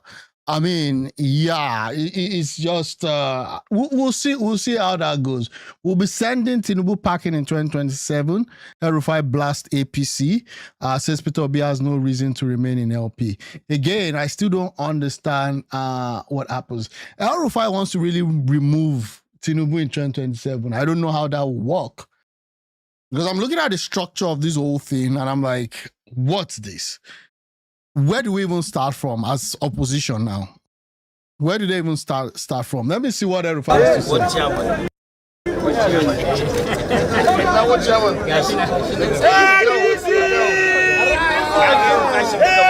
When they say ADC, seriously, you think that they are saying that APC. Yeah. You think that they are saying that APC when they say ADC. We'll send Tinubu packing in 2027. Like, where do people stand? Congratulations,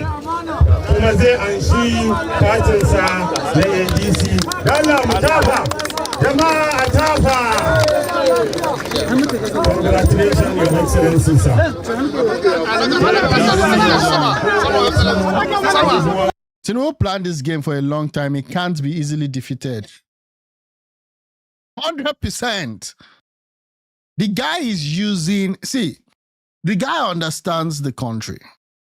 And unfortunately or unfortunately, I don't know, he's been able to kind of use that, right? Use that to kind of to his own advantage. I would say he's been able to infiltrate the North.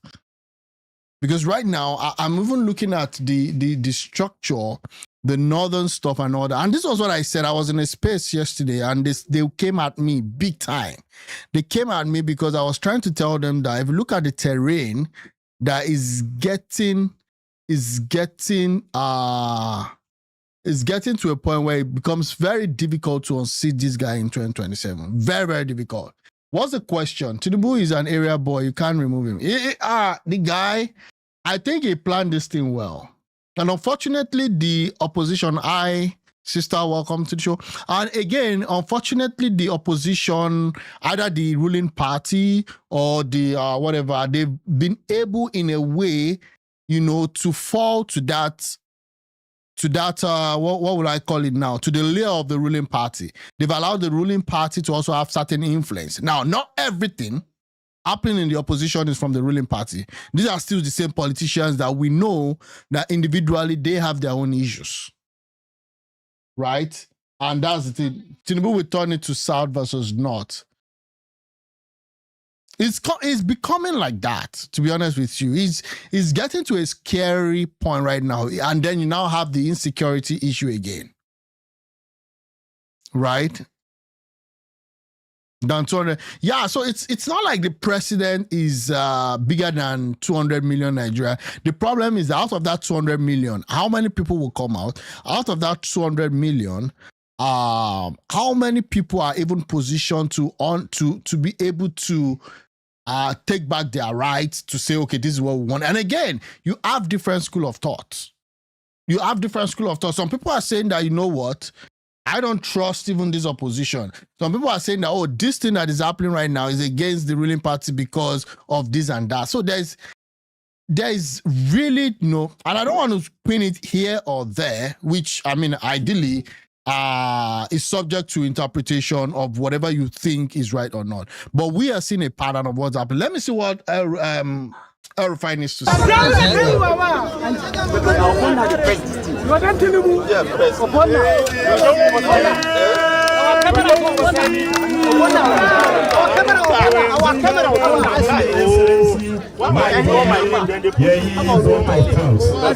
Yeah, I hope so too, but it's becoming scary, to be honest. Briefly,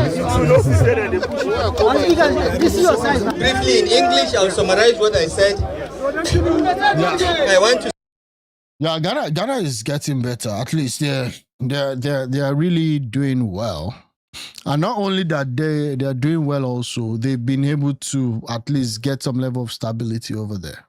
Start by thanking and appreciating the National Vice Chairman Northwest of the ADC, Honorable Jafar Ibrahim Sani, the Membership Secretary of the ADC, Senator Sadiq Eradua.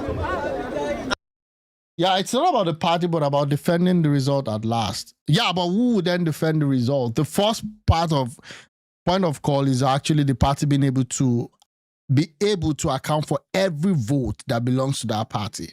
Because then, you still, even if you're going to defend, you still need some kind of good level of organization around that. Right? I mean, that's what I think. But I agree with you also. Like, they say it's not those that vote that matter, it's those who count the votes. Where you have Blackman Braggies on the internet. I agree with you. And all the senior leaders of the party that are present here. Okay. I didn't want to list all of them because we spent a long time here. I want to thank all of you for assembling here at a very short notice to witness my enrolling as a bona fide member of the African Democratic Congress. Okay. As you know, when I left the APC in March 2025, I joined the Social Democratic Party, SDP, with the hope. And the question I want to ask Elrufai is that, yes, you know that APC has messed up, right, and all that. But how come your son, Bello Elrufai, why is it that if this APC is so bad, based on what he has layered, and I actually agree with some of the things he has said, not all, but some of the things he has said about APC. How come your son is still in APC till today?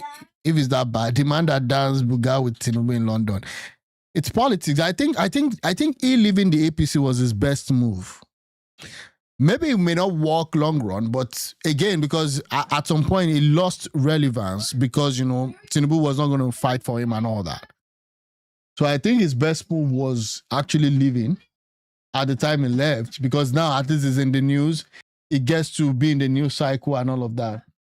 I'm giving a president and I keep quiet. You have results to call another president again. Oh, sorry about that. That the SDP will be the vehicle that the coalition partners will go into. Unfortunately, because the government has bribed and compromised some of the leaders, the SDP would not accept to open up for the coalition leadership. So now, this is what I don't understand, Elrufai. Wait. So SDC, according to him, is not part of the coalition.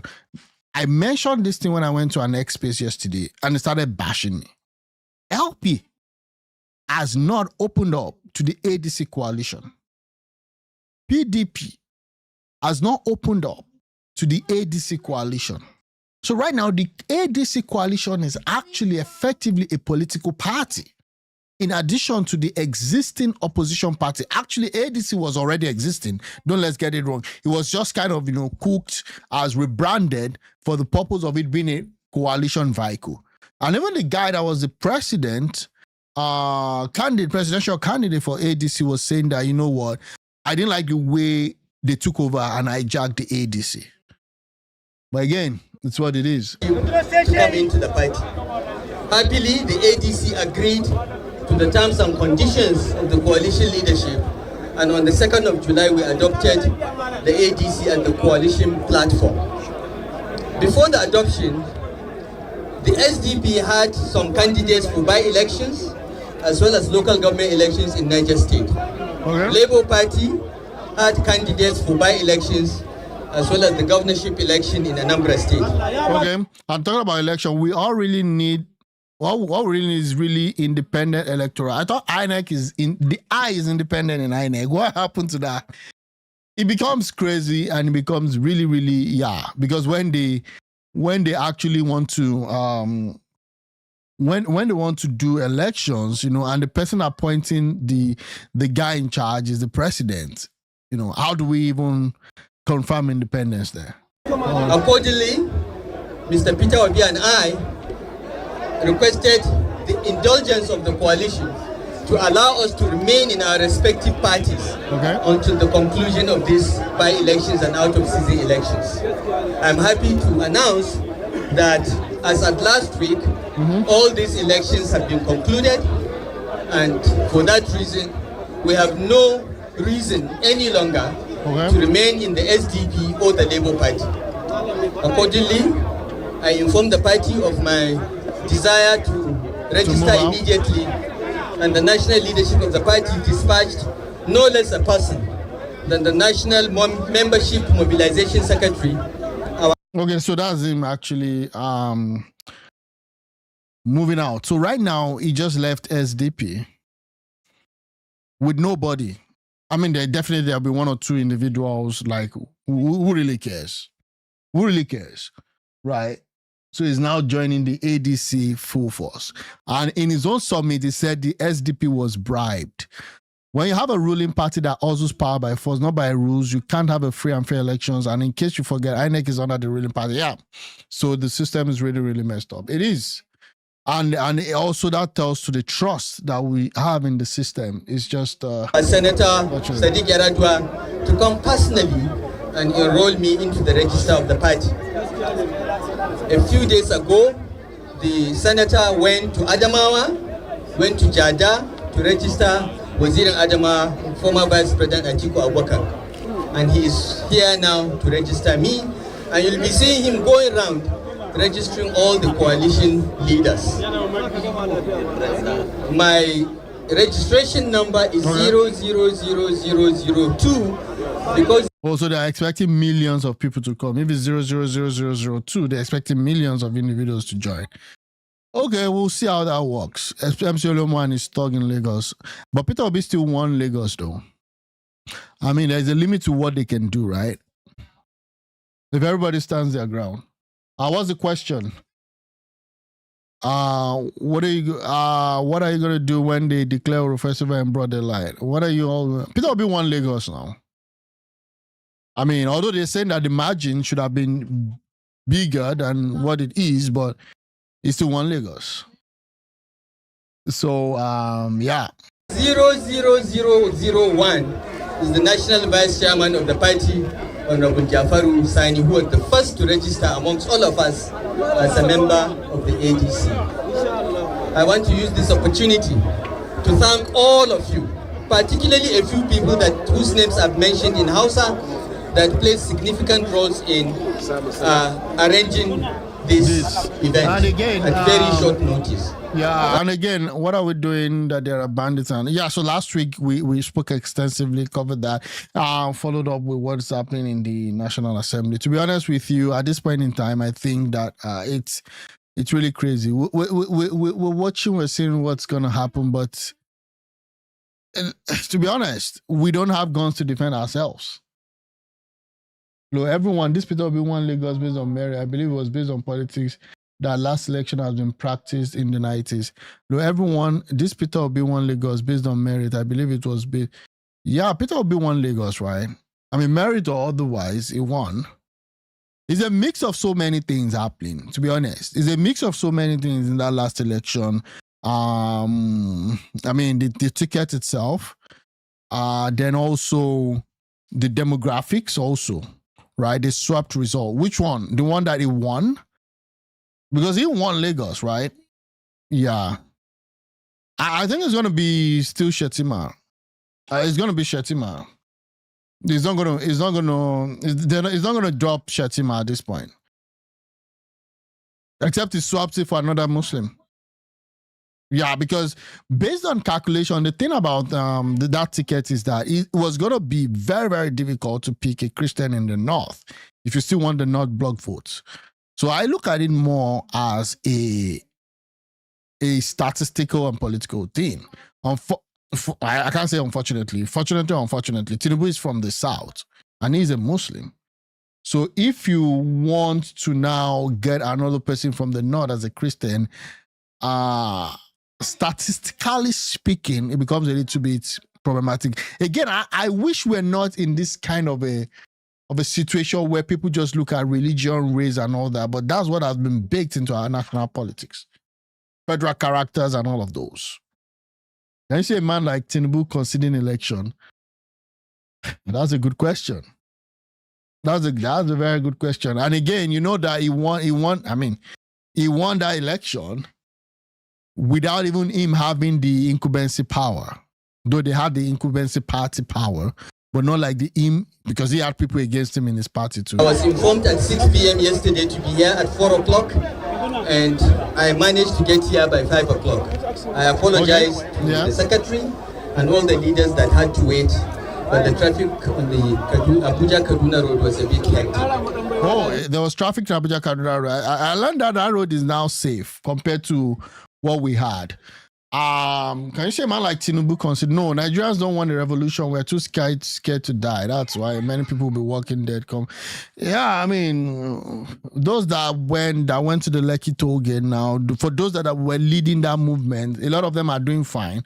But for those that have lost their life, how are the families benefiting? Most of all these NSAS leaders, some of them have moved outside of the country. Some of them they've gotten some good names for themselves. So again, why do we have a Muslim ticket when Tinubu himself said that would be a major issue, and that's why the North must be up there every time we really have another problem. I don't get, why do we have a Muslim ticket? Yeah, because I don't know how to answer this. So again, would we say that Tinubu shouldn't run? Right. I mean, you could say he shouldn't run based on your own assessment of his performance. Right. That's just what I think. You can say he shouldn't run based on your assessment of his performance. But again, but he has a right to, right? So again, based on pure calculation, we know that a lot of these things has to do with Nigeria is divided on the lines of ethnicity and religion.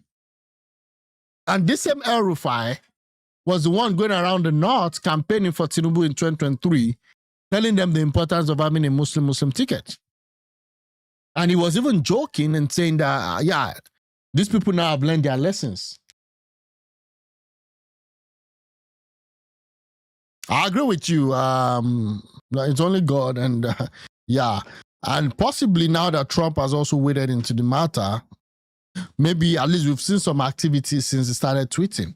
So people were saying that it was because of Trump's tweet that we had all these successive attacks that happened. I'll say partly yes, partly no. It was because Trump, so Trump beamed the light.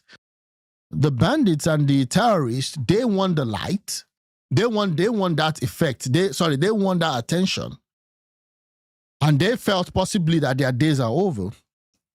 And then they actually exploded and they started the attack. It could be as a result of Trump's tweet.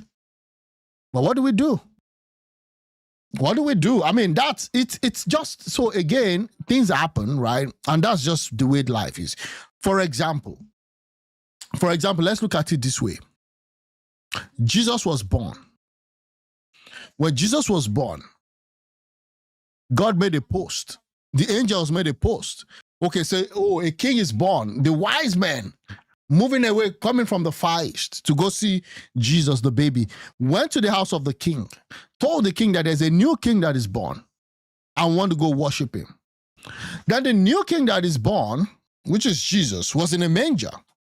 Okay. And then the wise man was able to track and saw that, Jesus was in a manger. Right? And then they greeted, they gave Jesus the gift and all that based on the Bible story and all that. And they departed. They didn't go back to the king because they were warned. And then what happened? The king was angry, and then he went and ordered that they slaughter kids from the ages of 2 or so downwards. Thousands of kids. So I'm just comparing that at times life happens. Like Trump said, okay, this thing should stop. That could have triggered a lot of stuff. But you cannot just be blaming Trump.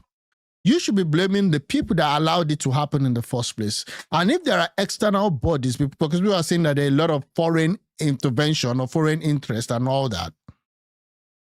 Again, it is your job to ensure that there are no foreign emissaries or foreign bodies intervening and causing havoc and bringing in terrorists, supplying them weapons, supplying them ammunition into your country. I laugh. Imagine a government that has delivered nothing but suffering and confusion. It's really bad. The formula that got him the last election will not work again, I assure you. Yeah, we're going to see what happens, really. I really want to see, and that's why I'm vested in what is happening with the opposition. I would want us to have a well, stable, effective, and running opposition, but I've not seen that. I know that there are works being done underneath, but again, it seems like it's already getting late. We only have just 1 year. So I'm waiting. I want to see that. All right, thanks, Kier. GSM, welcome to the show.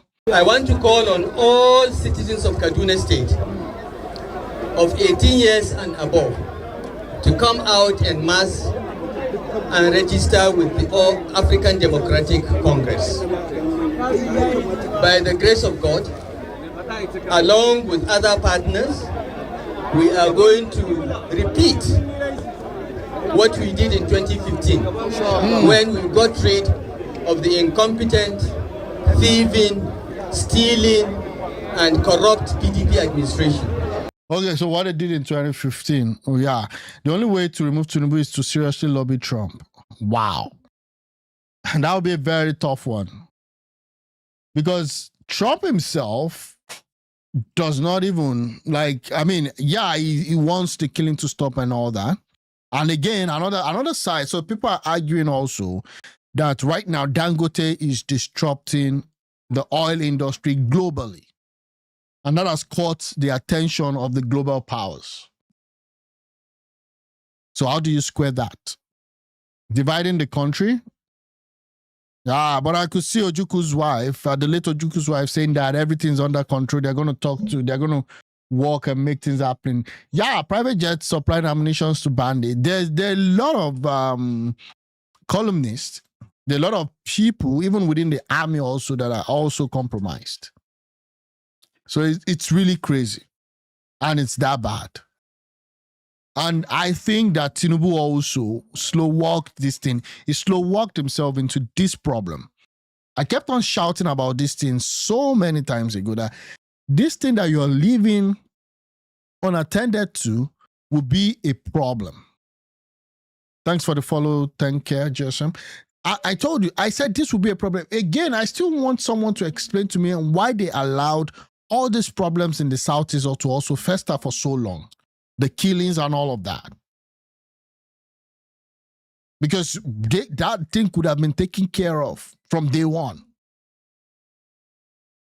Was this so that they could nail Nnamdi Kanu?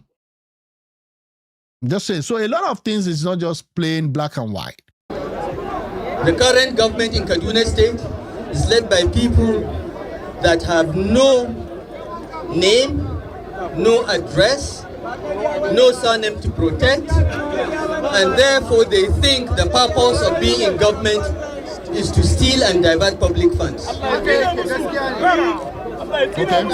We contributed in bringing them into office. We therefore have a duty to contribute in sending them back home before they go to prison by the grace of God. It's a big mess. At times I wake up and I'm like, I don't even know if I want to come do this show. Because it's really, really, really bad. It's really, really, really bad. It's really, really bad. And the plan is still going. Even the problem is that these guys are already in the South. I was reading that there are 950 locations for all these herders and bandits in the Southeast alone. Southeast, not Northeast, or not North Central. Southeast. Edo State, Auchi. I saw this video that Elrufai Husseini posted about his friend's uncle that got kidnapped, a Reverend Archie, right? They were asking for hundreds of millions of naira, and they still had to kill the guy. INS, welcome to the show. It's that bad. We don't have to entertain our politician highs, so then don't skip them. Imagine our grandpa posting flyers everywhere in Lagos saying City Boy is coming. Yeah, it's that bad, and I don't know. And I don't even trust Elrufai. I don't. But again, it is what it is. So I want to call on all the people of Kaduna State who know what we did in our 8 years and can compare with what does what it did in that 8 years, what it did in that 8 years, does that include what happened in Southern Kaduna? Because the people of Southern Kaduna said that the 8 years of Elrufai was hell. Was serious hell. They're always still in Nigeria. What is Elrufai talking about? Where did he get money to send his own son to Georgetown, 80K a year? Well, I mean, if you're talking about the money that he got, Elrufai has been in, he has worked as a BP guy, as an FCT minister and all that. So, I don't know. I'm just saying that, yeah, but I understand perfectly that these people are well, taken care of. They're well taken care of. I go move to Kutonu, claim citizen there, make I start live. It's just crazy. What is going on now to come out and mass register with the ADC and get their permanent voters card and prepare to vote out this incompetent, cursed and useless people pretending to be a government. Thank you very much and may God bless you all. So that ADC sounds like APC. They all still. Yeah. And Elrufai is no saint. Elrufai is no saint. And Elrufai is not, people keep saying that he's a politician like that, but he's not. I think Elrufai has just been a perfect person that understands the wave and tries to position himself such that wherever the waves move, right, then, they can actually flow with them. Exactly. Hi, Precious. Thanks for joining. Exactly. So that's the problem. He's always been positioning himself. You know, when it was Obasanjo's time, he was there. You know, then he moved again to Buhari's time, he was there. Although to mention that Yaradua, he didn't have a very good time with them. Instead of now to beg Trump, they brag. Well, I don't know. Trump would do what I learned that Trump gave them two months or so to sort out the whole problem. Ribadu was meeting with the Secretary for the Department of War, Pete Hegseth. That was this week, right? So we'll see what comes out from there. But again, you know, there is also sovereignty. Now I know you people will be like, oh, which kind of sovereignty when we're already overrun with all these guys? Talk about sovereignty. You're talking about Fulani herdsmen coming in, invading people's farmland and all of that. And then I thought that the president, at the end of the day, hi Charles, welcome back. I thought at the end of the day that the president was serious about banning open grazing. Just for them to come out and say, oh, he didn't ban open grazing. I'm doing good. He didn't ban open grazing. And how are you doing too? He didn't ban open grazing. He's now just talking about maybe that he's going to face it out over time, that they're going to move to ranching system. It's just been a serious problem. But again, it's ADC, AD and C, rise and shine Nigeria. Thank you very much. Rise and shine Nigeria. Again, that's the thing. Okay, so that's him. Officially now, we now have an Elrufai, ADC Elrufai. We'll see what happens. And talking about someone that you know, is trending again. Reno is also another kind of politician that knows how to move with the wave. The guy is now being given an ambassadorial position. I don't even know which country they're going to send him to. So people are now saying that, dude, you were against this government. What happened? Don't inconvenience the masses. Yeah, again, when it comes to, you know, all I know is we really have enough problem and they need to sit out of politics for about 8 years. They need to. The guy is now part of the non-career ambassador. Omokri, a Nigerian influencer and former aide to ex-president Goodluck Jonathan, posted the motivational note on Friday about people to be flexible. Many highlighted his past insult against Tinubu, whom he once called a drug dealer, and protested against in London in 2022 before supporting him post-2023 election and apologizing for health jabs. Tinubu nominated Omokri from Delta State among the 32. So there are 32 guys now. And then Femfani Kayode is also amongst them.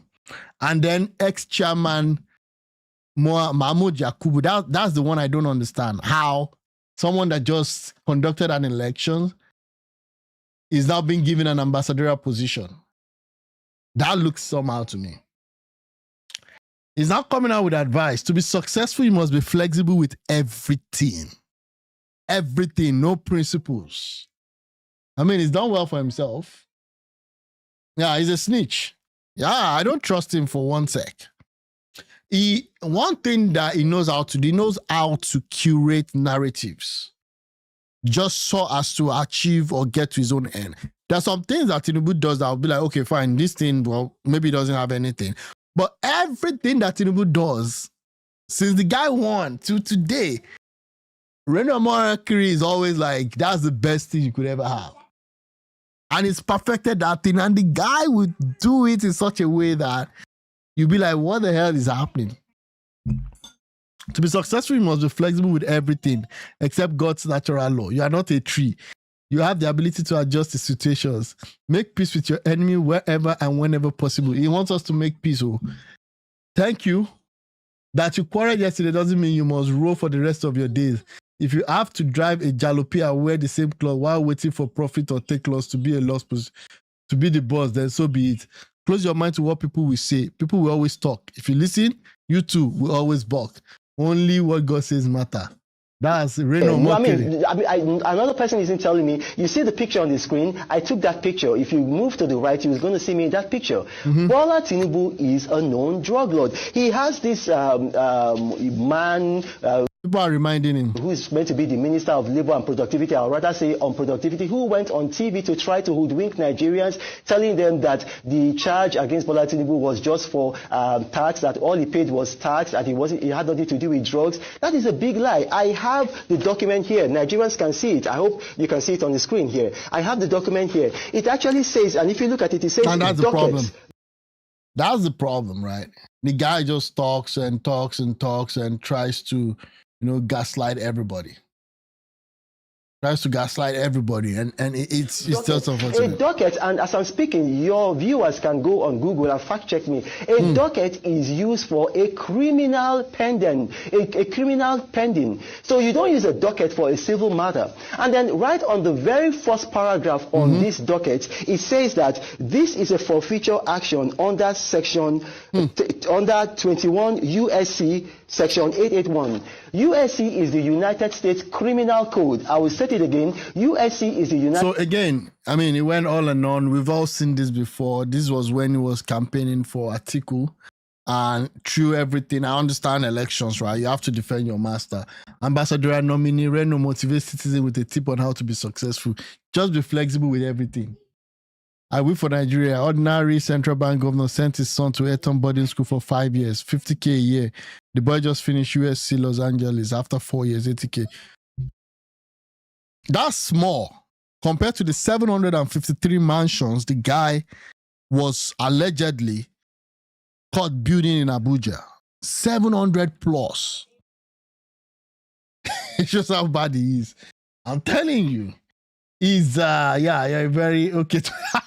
This was saying you're a very useless person. The same Tinubu you once insulted has eventually given you an appointment. You have no shame. To be successful, you must be flexible with everything. That's crazy. Like no principles. Ambassador in practice, don't tweet again. So I knew that his name was on the list a while ago. He was using the people for relevance, and we gave him because he was saying all he was saying to gain attention. Yeah, just watch how his mouth is moving. Again, that's Reno Mockery for you. Yeah. Including, you must be flexible. This one says, including throwing everything into the mud because of your whatever. It's quite a shame. It's quite a shame. And again, that's just bad. I mean, yeah, it's insecurities, terrorists use satellite to communicate. Wow. So terrorists are using the satellite. That was how they were able to get the coordinates of General Uba. Why are you paying bandits? Let me see what Obasanjo has to say. Why are you paying bandits? Kidnapping of the Chibok girl. The Chibok girls was 10 years ago. Go from worse. Okay. From bad to worse. Oh, okay. The first responsibility of any government is the protection. It's a country of concern, yeah. And security of its. I mean, Trump agrees with you that Nigeria is a country of concern. Trump agrees. That's why he gave us the country of particular concern. He even had particular too. Citizens. And for anybody, at any time, anywhere, saying that when we are being killed as Nigerians, all you will say is that those that are being killed, another group also are being killed. Is that an explanation? I believe that. Yeah, again, the killings that is happening is just crazy. Like and again, the argument is that every other person is being killed. I saw one lady on X. She was just spewing some, I'll call it garbage, about what is happening. I'll look for that and maybe quickly play nonsensical. Let me see. We are being killed. We Nigerians. No matter what religion you belong to, no matter where you come from, no matter what profession, we Nigerians are being killed. And our governments seem to be incapable of protecting us. We are part of the world community. If our government cannot do it, we have right to call on the international community. Okay. To do for so now he's also saying that, you know what, we have to call on Lubaba the address Gumi. All Gumi is after is for religious gain. There was someone pointed me to the fact that one of Gumi's associate collected 50 million. Maybe not Gumi Ashe, but one of these top ministers, it was like a spokesperson for a minister, collected 50 million from the bandit settlement. Yeah. From the Islamic settlement. Oh, sorry, I said Islamic settlement. From the bandits, from the ransom, collected his own share. By now, Gumi should be questioned. I saw the guy went to Ibadan. I don't even know who in his right mind invited the guy to come to Ibadan to speak. How do we take our countries back from all these criminals? Seriously? The way to take it back is to actually put more attention on those that we've told to represent us in the National Assembly. Unfortunately, nobody really cares about that. Nobody cares about their local leaders. Nobody cares about their local government, chairman. Nobody cares about what's happening with their governors. Everybody always points to the presidency, and I kind of get it because that's the way the Constitution has been written. It was deliberately written to mimic the military style of government, putting things in and out.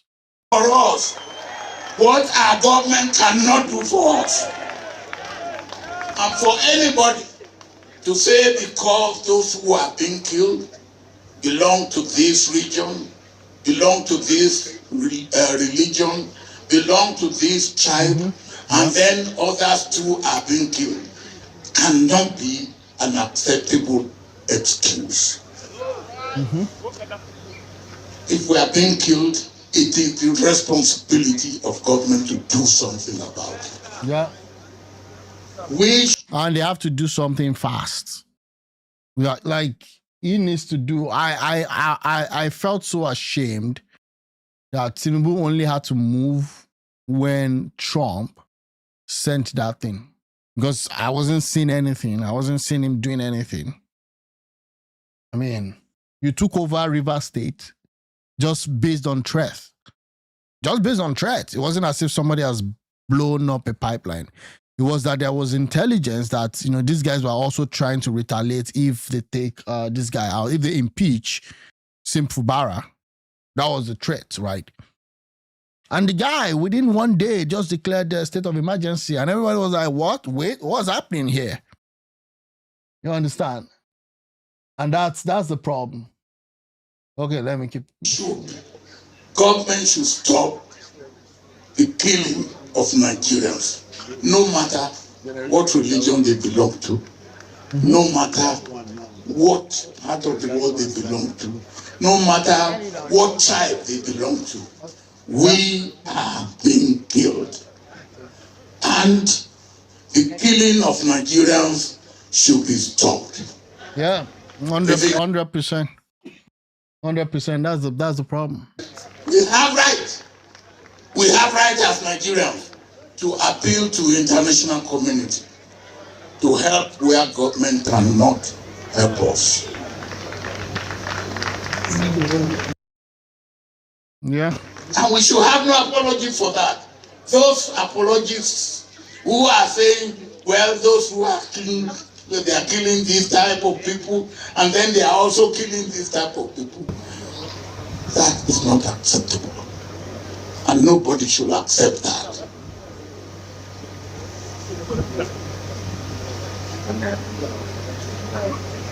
We will pray. And we will continue to pray. But when we pray, we should also work. We should do what we have to do.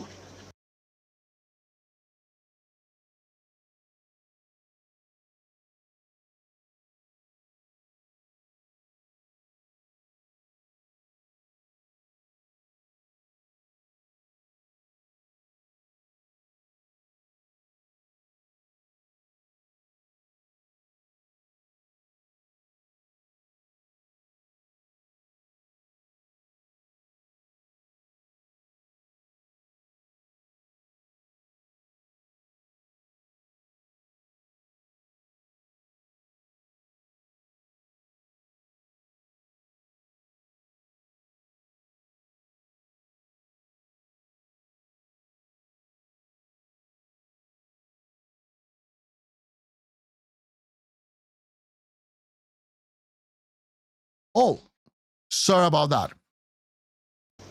We should ask government to do what it has to do at all levels.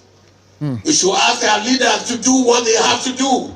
Thanks for letting me know he didn't travel. In all walks of life, to preserve life in this country. And we should also, because we are part of the world community, we should also. Yeah, Trump is walking like he's what's happening there? I said Trump. Tinubu is like more like walking around an eggshell. I wasn't sure he had something, a plan, until when everybody started calling him out.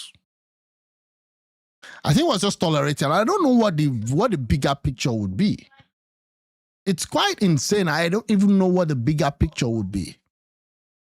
I don't know if someone can help me. Appeal to international community to help us.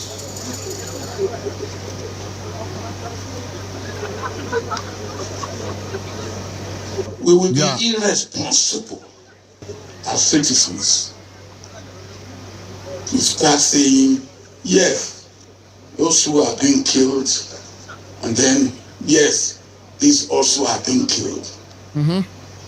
For me, every Nigerian life that is lost, it's a shame for Nigeria. Every Nigerian life that's lost by those criminals, no matter what reason they give for it, it's a shame for Nigeria. And we should make sure Nigeria gets out of that. You're right. I believe that. And again, it's just quite it's quite a shame that people would want to destroy other people's life, and they cannot even create that life itself in the name of religion. The leaders in the northern part don't want Trump before they know they won't get the money they get from the terror anymore. Not Gumi saying that the terrorists should be included in Nigerian budget. I saw that video. Where it was saying that because you don't include them in your budget. And this guy is walking free. Yeah, I know that there's poverty in the north. So much so that people from the north have gotten so much years in leading Nigeria when you had the military and even the democracy together from 1960. So I don't understand why someone in his right senses would say you have to include bandits in your budget. You have to talk to them. These people that are doing these stuff are not just bandits for an ideological case. They've used religion plus also incentives. They give them money. They make a lot of money. According to what I saw on Groks from X, Nigeria loses $9 billion from illegal mining activities every year. That is bigger than a lot of the industries that we have in Nigeria. Yeah. And for whatever reason, they need to avenge the death of this General Uba, Brigadier General. Just killed him like that. It's not a task that should be said, oh, only one group of people will do it. It's a task where you should have all hands on deck. People of goodwill, people who know what you do, people who can help locally and from outside Nigeria will be required to help. In these days of technology, There should be nobody to hide anywhere after he has committed a crime that cannot be seen. With the present day of satellite, before I left government, I know we had capacity to pick up anybody in Nigeria who commit crime anywhere. Right.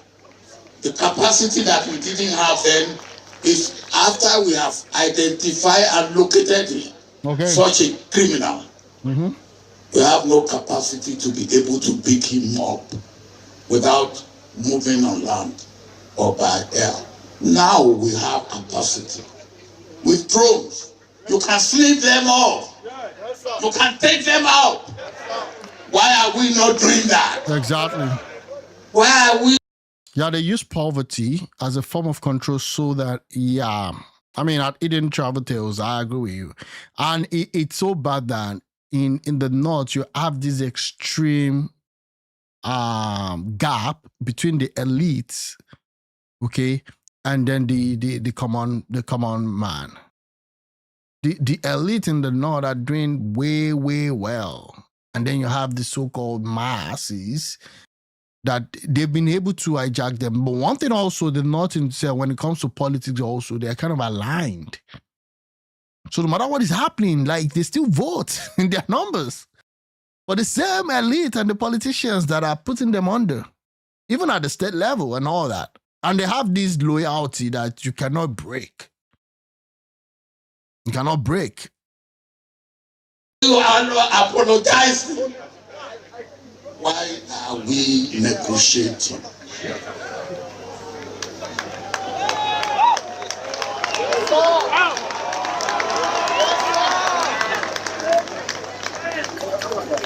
Okay. And after government has paid these criminals, government denies. And then it continues. It has to stop. It should appeal to our government to do what needs to be done to stop Nigerians being killed. We are being killed. We are tired of being killed. It's, I mean, if you're not annoyed and not tired and not speaking out against that, no matter who you supported in the last election or who you're even still supporting, some things, this should be what brings everybody together, both political foes, enemies, and all that. But again, it's Nigeria where people play politics for sports. So what do you expect? I'm going to just take some moment off right now. And then when I come back, I'm going to start with this, talking about what's happening and how people react when it comes to politics. I'll be talking about this lady who, in the name of politics, feel that people coming to save us are just not understanding what is happening. So she is coming with different school of thought. And again, I don't even know. The absurdity in this video is killing me. I'm going to play it when I'm back. Thanks a lot for watching. If you've not subscribed, please help subscribe. I'm building this community as we move towards the 2027 election, just talking about what's happening in Nigeria and all that. Tinubu would have done better without his VP and the Northern Control. Well, he had to strike a deal. He had to strike a deal. So right now, it's kind of handicapped in a way, and that's why they're also still ganging up to see how they can remove him. That's some part of those in the North, but we'll see how that will work. Thanks a lot for joining. I'll come back maybe in the next 30 minutes to 1 hour. Thanks a lot. If you've not subscribed, please subscribe. Thanks for also contributing. Talk to you later.